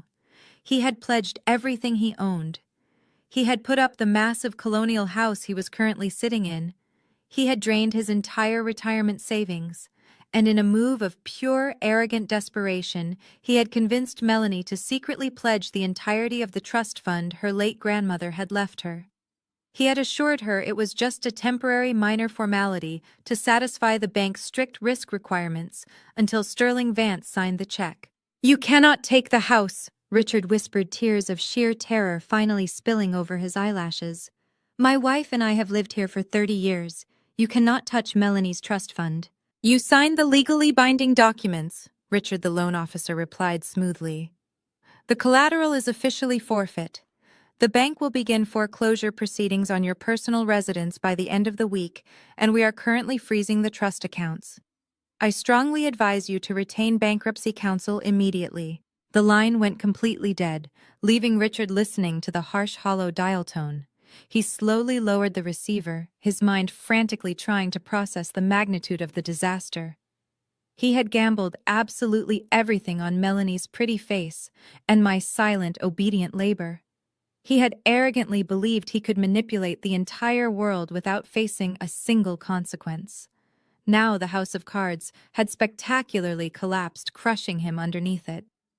He stood up on shaking legs and walked out of his dark study, heading toward Melanie's bedroom. He found her curled in a tight ball, her phone vibrating endlessly on the nightstand. "Melanie," Richard said, his voice entirely hollow, stripped of all its former arrogant power. "We have to pack our bags. The bank just called. They are taking the house. They are taking your trust fund. We have absolutely nothing left." The words hung in the stale air of the bedroom, heavy and suffocating. Melanie stared at our father, her tear-streaked face twisting into a mask of pure denial. She aggressively wiped her eyes, smearing expensive mascara across her pale cheeks. "No," she whispered, her voice trembling with rising hysteria. "No, that is completely unacceptable. We can fix this. We just need to get the kitchen running again. We just need the food to taste like it did in the pitch meetings." She grabbed her smartphone from the nightstand, her manicured fingers shaking so badly she dropped it twice before finally unlocking the screen. "I will call Sienna," Melanie declared frantically, pulling up my contact information. "She is probably just sulking in her apartment. I will tell her we are sorry. I will tell her she can come back and work the line. She always comes back when we tell her to." Richard did not stop her. In his completely desperate, financially ruined state, he actually believed my sister was right. He believed I was still the obedient, desperate scapegoat they had conditioned me to be. For the next 3 hours, my phone screen lit up relentlessly. While they were spiraling into absolute panic inside their massive, soon-to-be foreclosed colonial home, I was standing in the sunlit kitchen of my pristine Brooklyn apartment. The morning air was quiet and incredibly peaceful. I was wearing comfortable cotton sweatpants, my hair tied up in a messy bun. I was not rushing to meet wholesale vendors or stressing over separated sauces. I was methodically grinding fresh Ethiopian coffee beans, inhaling the rich, complex aroma that filled my sanctuary. I poured hot water over the grounds, watching the dark coffee bloom perfectly. I poured the steaming brew into my favorite ceramic mug, walked over to my plush velvet sofa, and finally picked up my phone.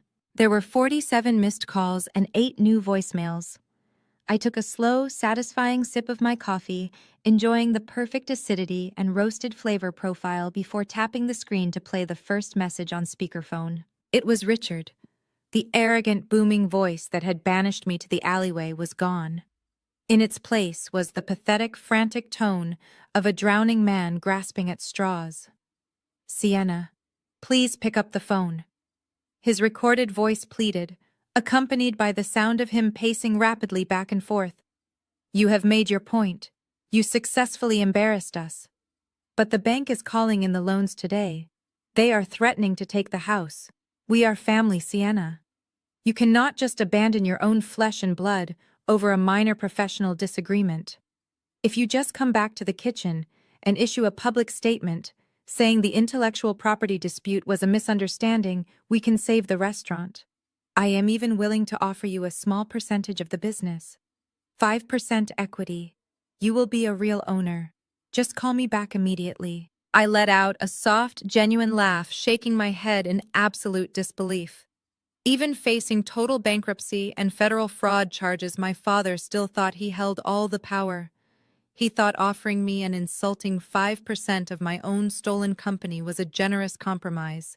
He honestly believed my Michelin-trained talent and my entire life work could be bought back with pennies on the dollar. I deleted the message and played the next one.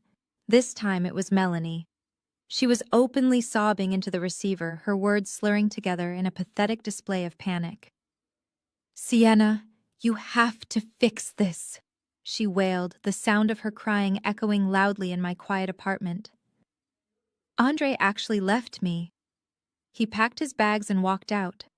Sterling Vance ruined my reputation. Every socialite in Manhattan is laughing at me on the internet. I do not know how to cook any of those dishes. You need to come back right now.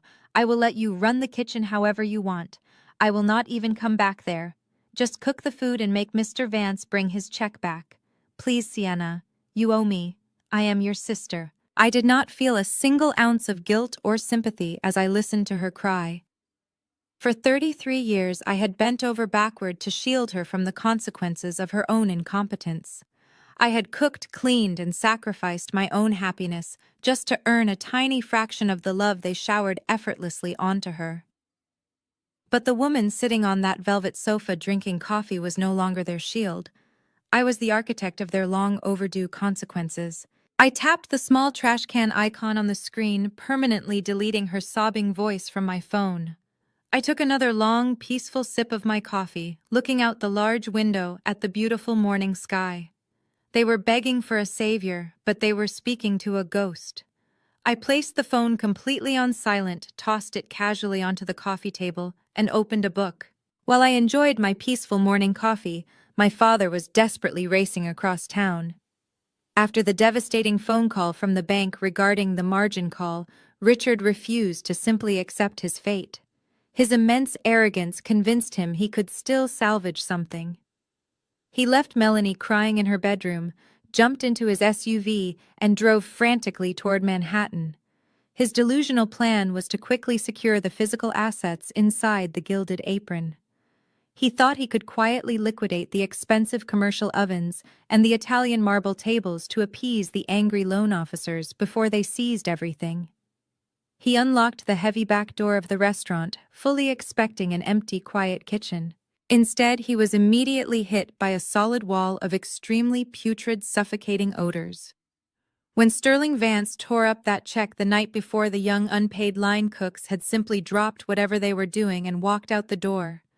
They did not shut down the prep stations or wrap the expensive proteins. The kitchen was an absolute terrifying disaster zone. Huge chunks of expensive raw Wagyu beef were left sitting on the stainless steel counters, already turning a sickening shade of gray. Separated butter sauce had congealed into huge yellow puddles on the slippery floor. Worse still, someone had carelessly placed a leaking tray of raw chicken breasts directly above the completely open bins of fresh salad greens in the walk-in cooler, and the heavy metal door was left wide open all night long. Richard tied a silk handkerchief over his nose, gagging at the horrible smell of rotting seafood and spoiled dairy. He frantically started grabbing large trash bags, trying to hide the incredible mess before anyone saw it. But his desperate cleanup effort was violently interrupted by the loud ringing of the front doorbell. He froze, hoping whoever it was would just go away. The doorbell rang again, followed by loud, authoritative knocking on the thick glass. Richard cautiously walked through the dark dining room and peered out. Standing on the sidewalk was a stern man in a crisp uniform holding a metal clipboard. It was an official from the New York City Health Department. I had made a very brief anonymous phone call earlier that morning while my coffee was brewing. I knew exactly how incredibly lazy Melanie amateur cooks were, and I knew they would completely abandon the kitchen the second the money dried up. I simply informed the city that a massive biohazard was currently festering inside an empty, unstaffed commercial property. Richard cracked the front door open, his heart pounding erratically against his ribs. "We are closed for private renovations today," Richard lied smoothly to him. "Please come back next month." The inspector did not smile. He pushed the heavy glass door open, forcing Richard to step backward. "My name is Inspector Davis," he stated firmly, holding up his official badge. "We received a highly detailed emergency tip regarding severe health code violations and abandoned food at this exact address. I am conducting an immediate unannounced inspection. If you attempt to obstruct my entry, I will return with the police." Richard stood completely paralyzed as Inspector Davis marched directly past him and pushed through the swinging metal doors into the kitchen. The inspector immediately stopped, pulling a digital thermometer and a bright flashlight from his utility belt. He aimed the beam into the dark corners of the greasy, unwashed floor. "This is absolutely catastrophic," Inspector Davis muttered frantically, making notes on his clipboard. He pointed his flashlight at the raw chicken juices dripping onto the uncovered vegetables. "You have massive cross-contamination. The ambient temperature of this walk-in cooler is 60 degrees. You have thousands of dollars of raw protein breeding deadly bacteria." Richard tried to explain that the staff had abruptly quit, but the inspector held up his hand, demanding absolute silence. "I do not care about your staffing issues," Davis snapped sharply.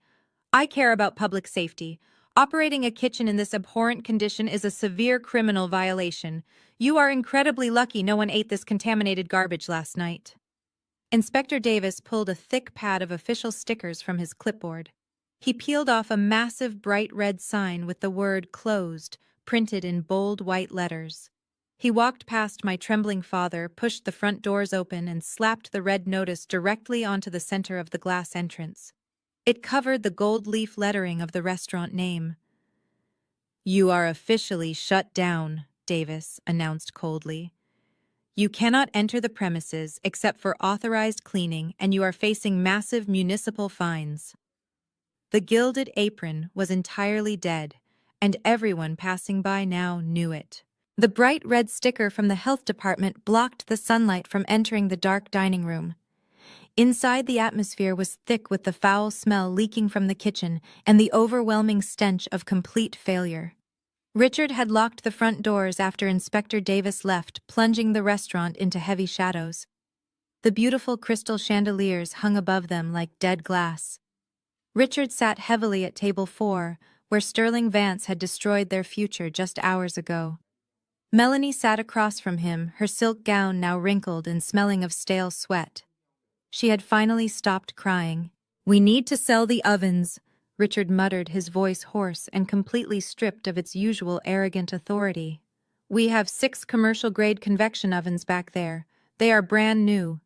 If we call a liquidator today, we can maybe get 50 cents on the dollar. It will not cover the bank margin call, but it might pay for a decent bankruptcy lawyer." Melanie stared blankly at the mahogany table. "We cannot sell the ovens, Dad. The health inspector said we cannot go back into the kitchen. And besides, the bank technically owns the equipment. It was purchased with the business loan. If we sell it, that is stealing from the bank." Richard slammed his fist against the table, making Melanie flinch violently. "I am not going to federal prison because of some technicality," he hissed, his eyes wide and frantic. "We will rent a truck tonight. We will load the equipment in the dark.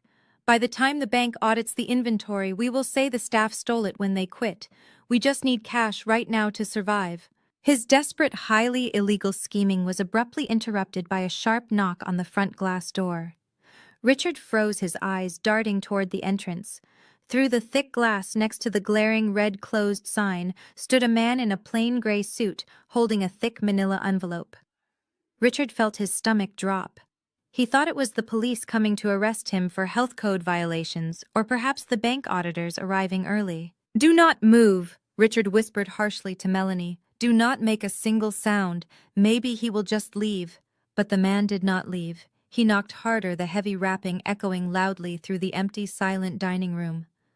"I can see you sitting in there, Richard," the man called out, his voice muffled but entirely clear through the glass. "Open the door, or I will have the building management override the locks." Richard slowly stood up, his legs shaking violently. He walked across the Italian marble floor, feeling like a condemned man walking to the gallows.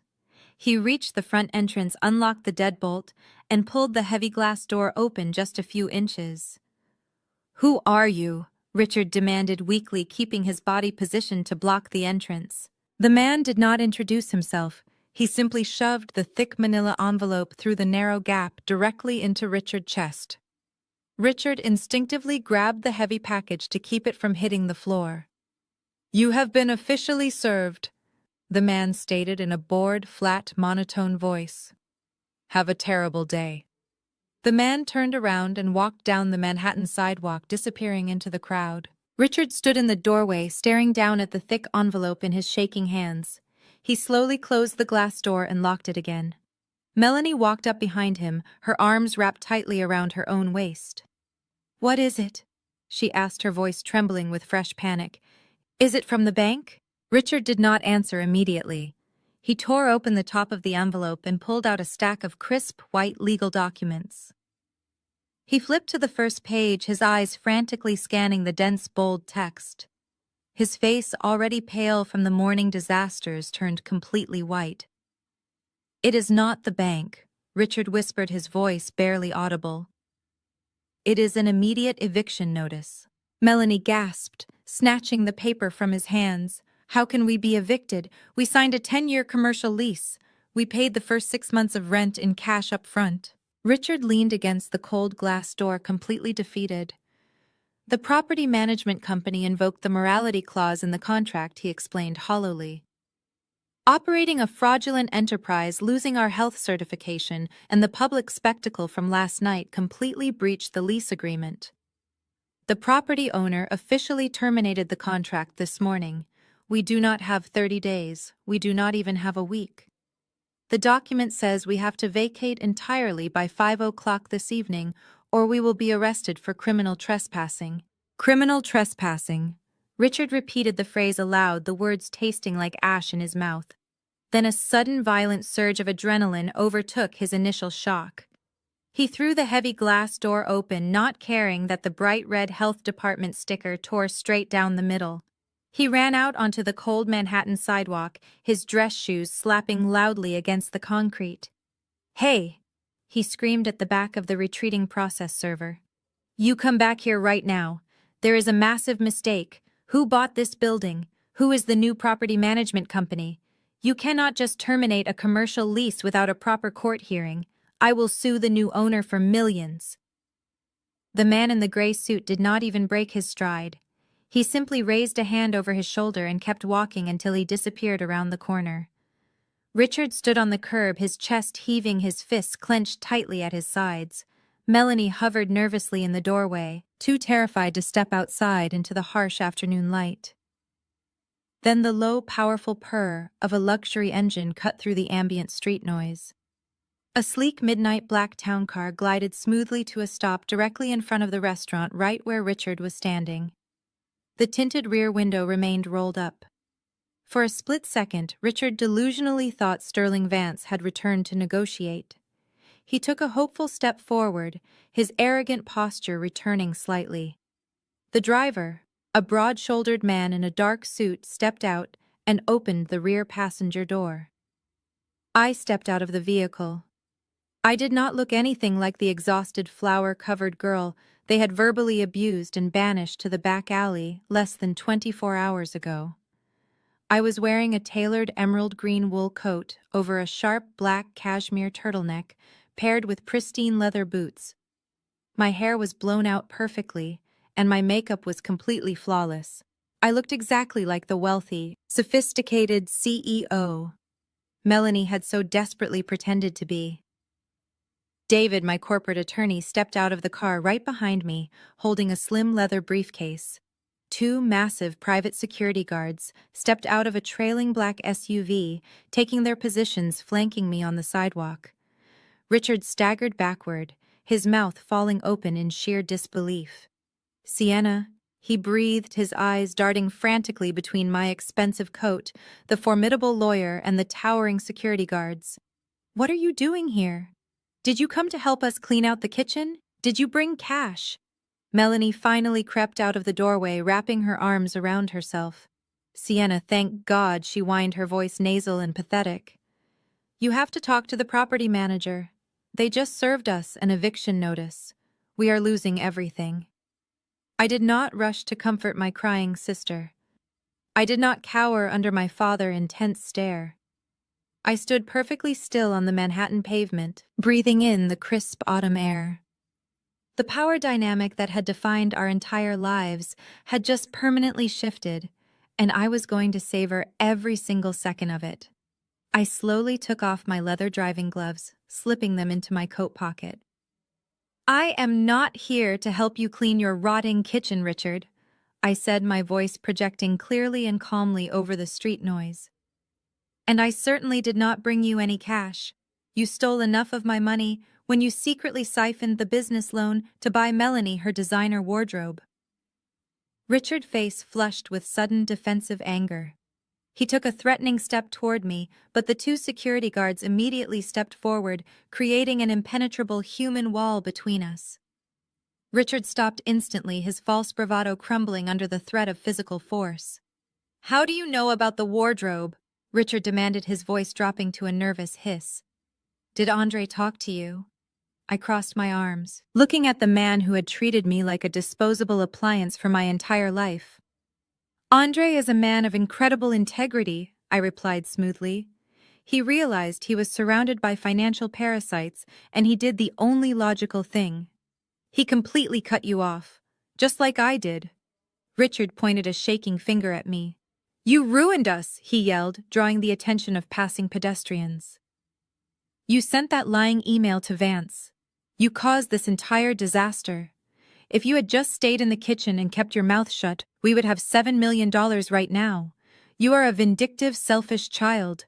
You do not care that your family is thrown onto the street." I looked directly into his panicked eyes. I felt absolutely no pity. "I cared exactly as much as you cared when you plotted to steal my company and erase my name from my own menu," I answered coldly. "But you are slightly confused about one specific detail, Richard. I am not just a spectator watching you get thrown out onto the street today. I am the one actively throwing you out." Richard stared at me, his brow furrowing in deep confusion. "What are you talking about?" he stammered, his eyes darting back to the bright red closed sign on the glass door.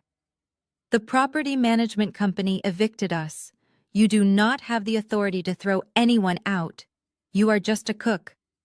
"David." My attorney stepped forward, opening his slim leather briefcase. He pulled out a single sheet of heavy watermarked paper and held it up for Richard to clearly see. "My client is much more than a cook," David stated, his voice ringing with absolute legal authority. "Your original lease agreement contained a standard change of ownership clause, Richard. The previous landlord was highly motivated to sell the property after seeing the public relations disaster your family caused last night. The building was officially purchased this morning at 9 o'clock in a rapid all-cash transaction." Richard's eyes scanned the official document in David's hands. He saw the seal of the city and the bold print confirming the transfer of the commercial deed. His gaze slowly moved down to the new registered owner of the property. The text clearly read, "Ironclad Culinary, LLC," the exact same company name listed on the cease and desist order I had sent to Sterling Vance. "You bought the building," Richard whispered, his voice completely devoid of air. "That is impossible. This is prime Manhattan commercial real estate. The asking price was over $5 million. You do not have that kind of capital. You spent your savings developing the menu." Melanie let out a loud, dramatic gasp, stepping closer to read the document over Richard's shoulder. "Where did you get $5 million, Sienna?" she demanded, her tone shifting from desperate victim back to entitled brat. "If you had that kind of money hidden away, you should have given it to the family." I smiled a genuine, completely unbothered expression. I did not have $5 million hidden under my mattress, Melanie. But Sterling Vance certainly did. The mention of the billionaire investor caused Richard to physically flinch. "You went to Vance?" Richard asked, sheer panic completely overtaking his face. "I did not go to him," I corrected smoothly. "He came directly to me. After he tore up your fraudulent check and walked out of your ruined dining room last night, he immediately contacted my legal team." Mr. Vance is an incredibly shrewd businessman. He realized the menu concept and the trademarked brand were absolutely brilliant. He also realized the only defective element of the entire operation was the incompetent management team trying to steal it. So he offered a new partnership. Sterling Vance provided the massive capital to purchase the physical building outright, and Ironclad Culinary LLC holds the majority equity. We are completely equal partners, which makes me your new landlord. Richard looked like he was about to collapse right there on the concrete sidewalk. His entire reality was shattering into millions of irreparable pieces. "You cannot do this to us!" he pleaded, his voice breaking into a pathetic whine. "The bank is foreclosing on our house." "They froze Melanie Trust Fund. If you throw us out of this restaurant, we have absolutely no way to generate revenue. We will be completely homeless. You have to let us stay. We will work for you. I will manage the front of the house, and Melanie can be a hostess. We are blood Sienna. You cannot just leave your own family with nothing." Melanie began crying again, loud, ugly sobs that echoed down the busy street. "Please, Sienna," she begged, tears ruining her face. "I am so sorry I told you to remake the sauce. I am sorry I took the credit. Just let us keep the restaurant. I will never bother you in the kitchen again. I promise." I looked at the two of them, pathetic and completely broken, begging for mercy they never once extended to me. For decades, they had systematically dismantled my self-esteem, exploiting my talent to fund their luxurious delusions. They expected me to remain their silent, obedient servant forever. But the cycle of abuse was officially terminated. I took a step closer to them, my posture rigid and my tone completely unforgiving. "You made your choice last night when you told me I was entirely unpresentable for high society," I said coldly. "You wanted me to stay hidden in the kitchen. Well, the kitchen is currently condemned by the health department, and I am the property owner locking the doors. You have exactly 30 minutes to go inside, collect your personal coats, and vacate my building. If you are still standing on this property at 5 o'clock, my security team will forcefully remove you, and I will personally press criminal trespassing charges." David checked his expensive silver watch. 29 minutes, Richard the lawyer stated flatly. "I suggest you start walking." Richard stared at David, then at the massive security guards, finally realizing that no amount of smooth talking or arrogant bullying was going to save him this time. The absolute finality in my lawyer's voice completely shattered whatever delusional hope my father had left clinging to his chest. His shoulders slumped forward, completely defeated, and he turned slowly back toward the heavy glass doors of the restaurant. Melanie followed closely behind him, her shoulders shaking with silent, pathetic sobs. I signaled for my two private security guards to follow them inside, ensuring they did not try to destroy any of the expensive property on their way out. I walked in right behind them, stepping over the threshold of the empire I had built with my own hands, now officially returning to my absolute control. The moment we entered the dark dining room, the foul, putrid stench from the abandoned kitchen hit us like a physical wall. Melanie gagged, covering her nose with the sleeve of her ruined designer gown.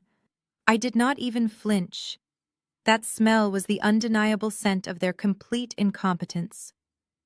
I stood near the mahogany hostess stand, folding my arms across my emerald green coat, and watched my father frantically scramble toward the back office.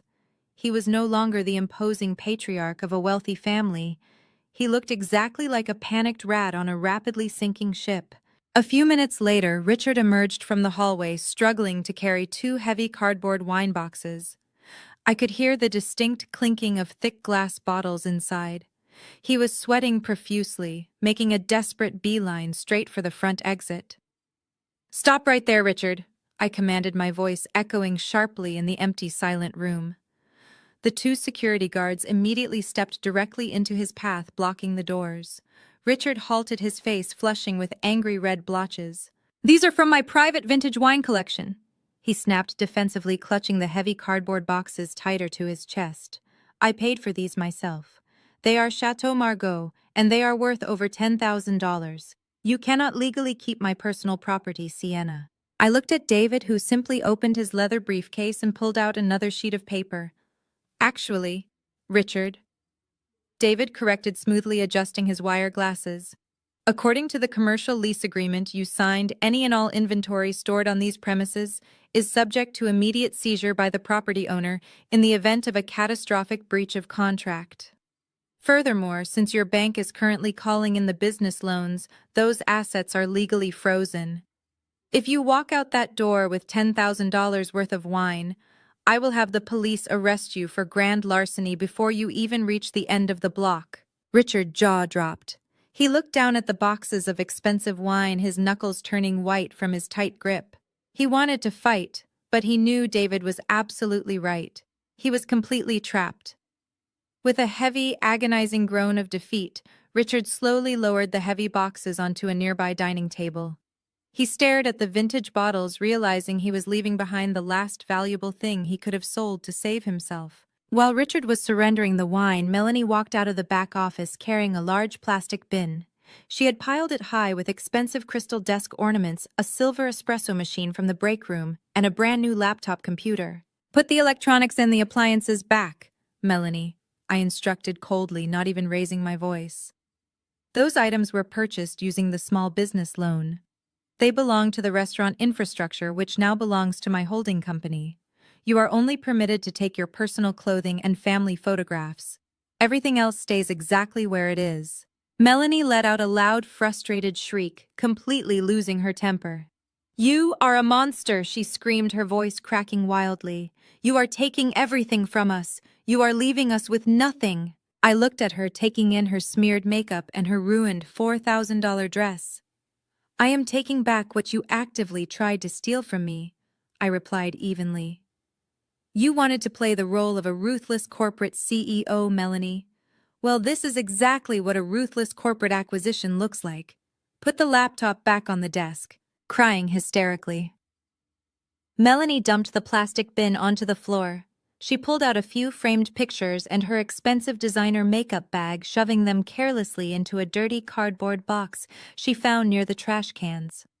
The stark contrast between her arrogant entrance the night before and her pathetic, messy exit today was incredibly poetic. As they gathered their meager personal belongings, a man in a sturdy canvas jacket walked through the front doors, carrying a heavy toolbox. It was the commercial locksmith I had hired. He did not ask any questions. He walked straight past my ruined family, pulled out a heavy power drill, and immediately began drilling the brass locks out of the front doors. The loud grinding noise of the metal drill filled the dark restaurant, serving as the perfect soundtrack to their absolute destruction. Richard flinched at the harsh sound, watching the metal shavings fall to the Italian marble floor. The locks were changing. His access was permanently revoked. The ultimate checkmate was physically manifesting right in front of his eyes. I stood perfectly still, watching them carry their pathetic cardboard boxes toward the exit, stripped of all their stolen luxury and unearned arrogance. As Richard reached for the heavy glass door, the finality of the moment shattered Melanie completely. She stopped, letting her dirty cardboard box slip from her trembling fingers. It hit the floor, spilling her framed photographs across the stone. She did not bend down to pick them up. She spun around to face me, contorted in pure desperate rage. "You cannot do this to your sister," Melanie shrieked over the grinding drill. "You are entirely heartless, Sienna. We share the same blood. How can you stand there looking so smug while my life falls apart? I just lost my husband. I am losing my home. Now you are throwing me onto the street. You are supposed to protect your family." Richard turned back, sensing an opportunity to pile on guilt. He pointed his finger at me. "Your mother will be devastated when she hears what you have done," Richard warned. You are destroying this family over a business dispute. You will be entirely alone in this world. No one trusts a woman who backstabs her blood for a paycheck. I listened to their desperate chorus without blinking. I did not feel the guilt they weaponized against me for 3 decades. I felt nothing but cold clarity. I walked toward them until I was standing just a few feet away from my crying sister. Do not use the word family to manipulate me again. I stated, my voice devoid of emotion but sharp enough to cut glass. Family is supposed to nurture you. Family should celebrate your achievements and protect your spirit. What you ran in that colonial house was not a family. It was a toxic transaction. I was unpaid labor, and Melanie was the shiny product you bought with my sweat. You did not care about my blood when you wrote me out of the operating agreement. You did not care about my future when you pledged the restaurant assets to pay your gambling debts, Richard. And you did not care about my feelings, Melanie, when you strutted into my kitchen wearing a dress paid for by my hard work and told me to remake a perfect sauce just to stroke your massive ego. Melanie wiped her nose, looking away from my piercing gaze. We were just so stressed, she mumbled weakly. We were trying to secure funding for all of us. I let out a harsh, cold laugh. You were trying to secure the spotlight for yourself. You thought I was completely stupid. You thought I would endlessly absorb your abuse because I craved your toxic approval. You made one fatal miscalculation last night. You looked me in the eye, the woman who built this entire empire from scratch, and you told me to stay in the kitchen. You told me I was unpresentable. I stepped closer, forcing her to look at me. Well, look at me now, Melanie. I am standing in the main dining room. I hold the deed, and I am the sole CEO of this brand. You banished me to the alley, so I bought the block. My boundaries are set in concrete. You will never step foot in my restaurant again. You will never take credit for my talent again. And I am officially cutting you out of my life forever. I turned to David, who was quietly watching the exchange. How much time do they have left? I asked my attorney. David checked his watch. Exactly 2 minutes, he replied flatly. I looked back at Richard and Melanie. You heard the man. You had exactly 30 minutes to collect your personal belongings and vacate my property today, and 28 of those minutes are already gone. Pick up your pathetic boxes and get out immediately. If you are still inside this building when that locksmith finishes installing the new deadbolt, my security team will physically drag you out to the curb and the police will be called. Richard just stared at me, his arrogant spirit finally and completely broken. He knew I was absolutely serious. He slowly bent down, picked up Melanie's spilled belongings, and shoved them back into her dirty box. He handed it to her, grabbed his own box, and pushed open the heavy glass door. The cold Manhattan wind immediately swept into the dining room. Melanie walked out first.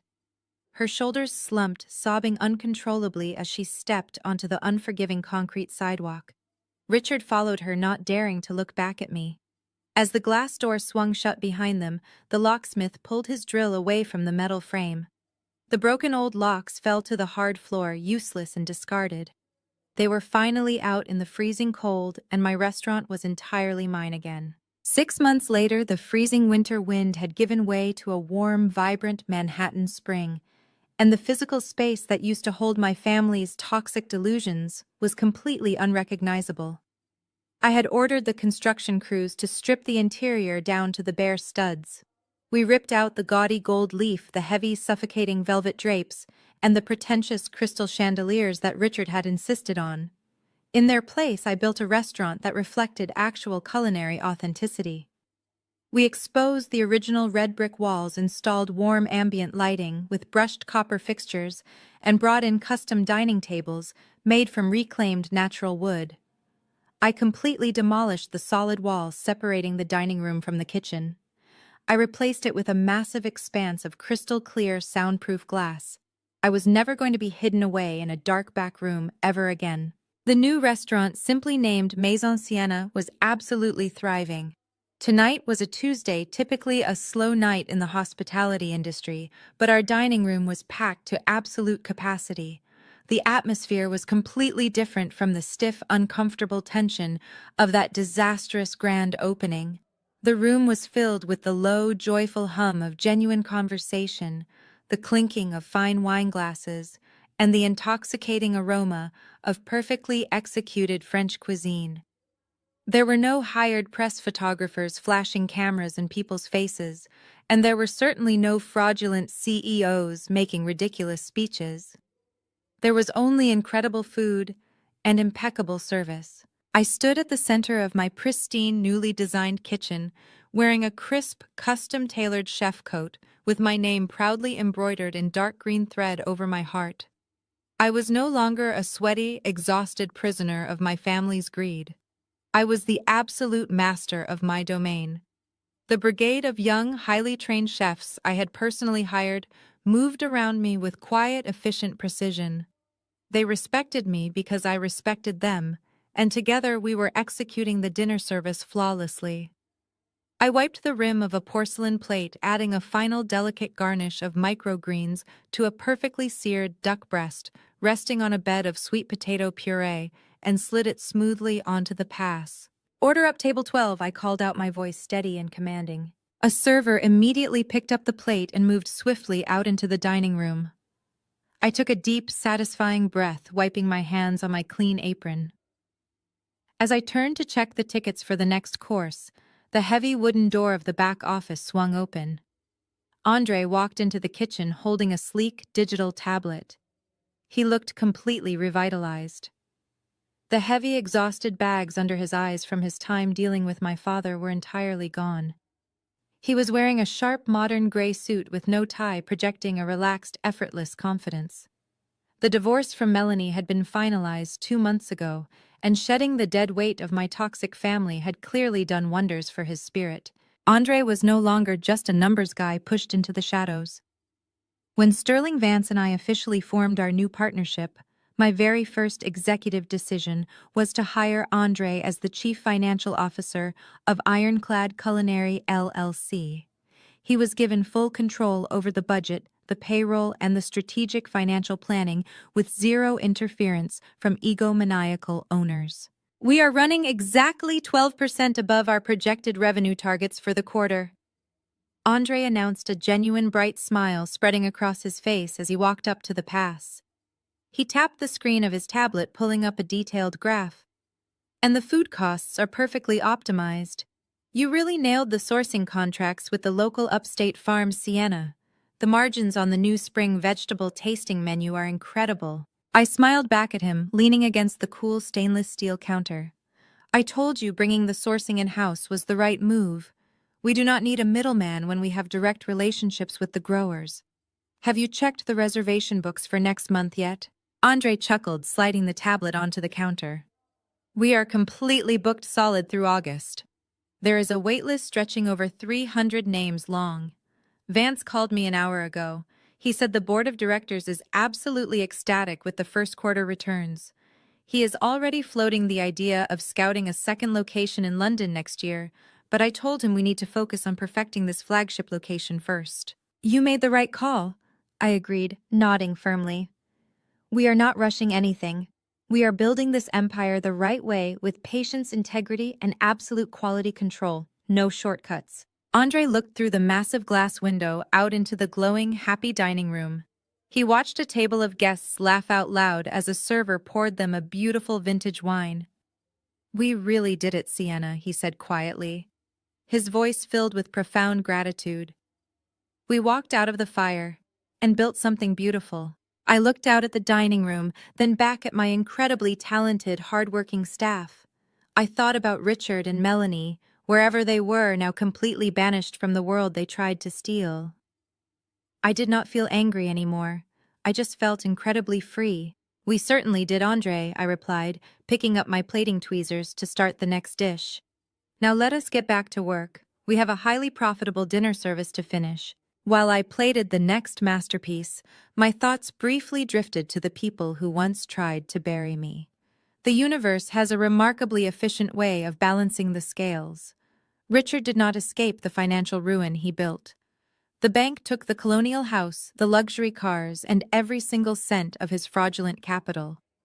Today, the man who once demanded a $7 million investment check sits in a dreary, windowless cubicle in New Jersey. He works as a middle management data entry clerk for a mid-sized logistics firm. He takes orders from supervisors half his age wearing cheap off-the-rack suits, completely stripped of his arrogant power. He spends his days punching numbers into spreadsheets, a fitting prison for a man who only ever valued people for their financial utility. Melanie experienced an equally severe reality check. Without Richard's stolen money or Andre's financial stability, her glittering socialite status dissolved overnight. The wealthy friends she desperately tried to impress abandoned her the exact second the scandal hit the internet. She was forced to sell her remaining designer gowns and crystal shoes just to afford the security deposit on a tiny, cramped studio apartment deep in the outer boroughs. There are no cameras there. There are no VIP tables. She finally has to live in the real world entirely alone, forced to look in the mirror and face the empty, talentless reflection staring back at her.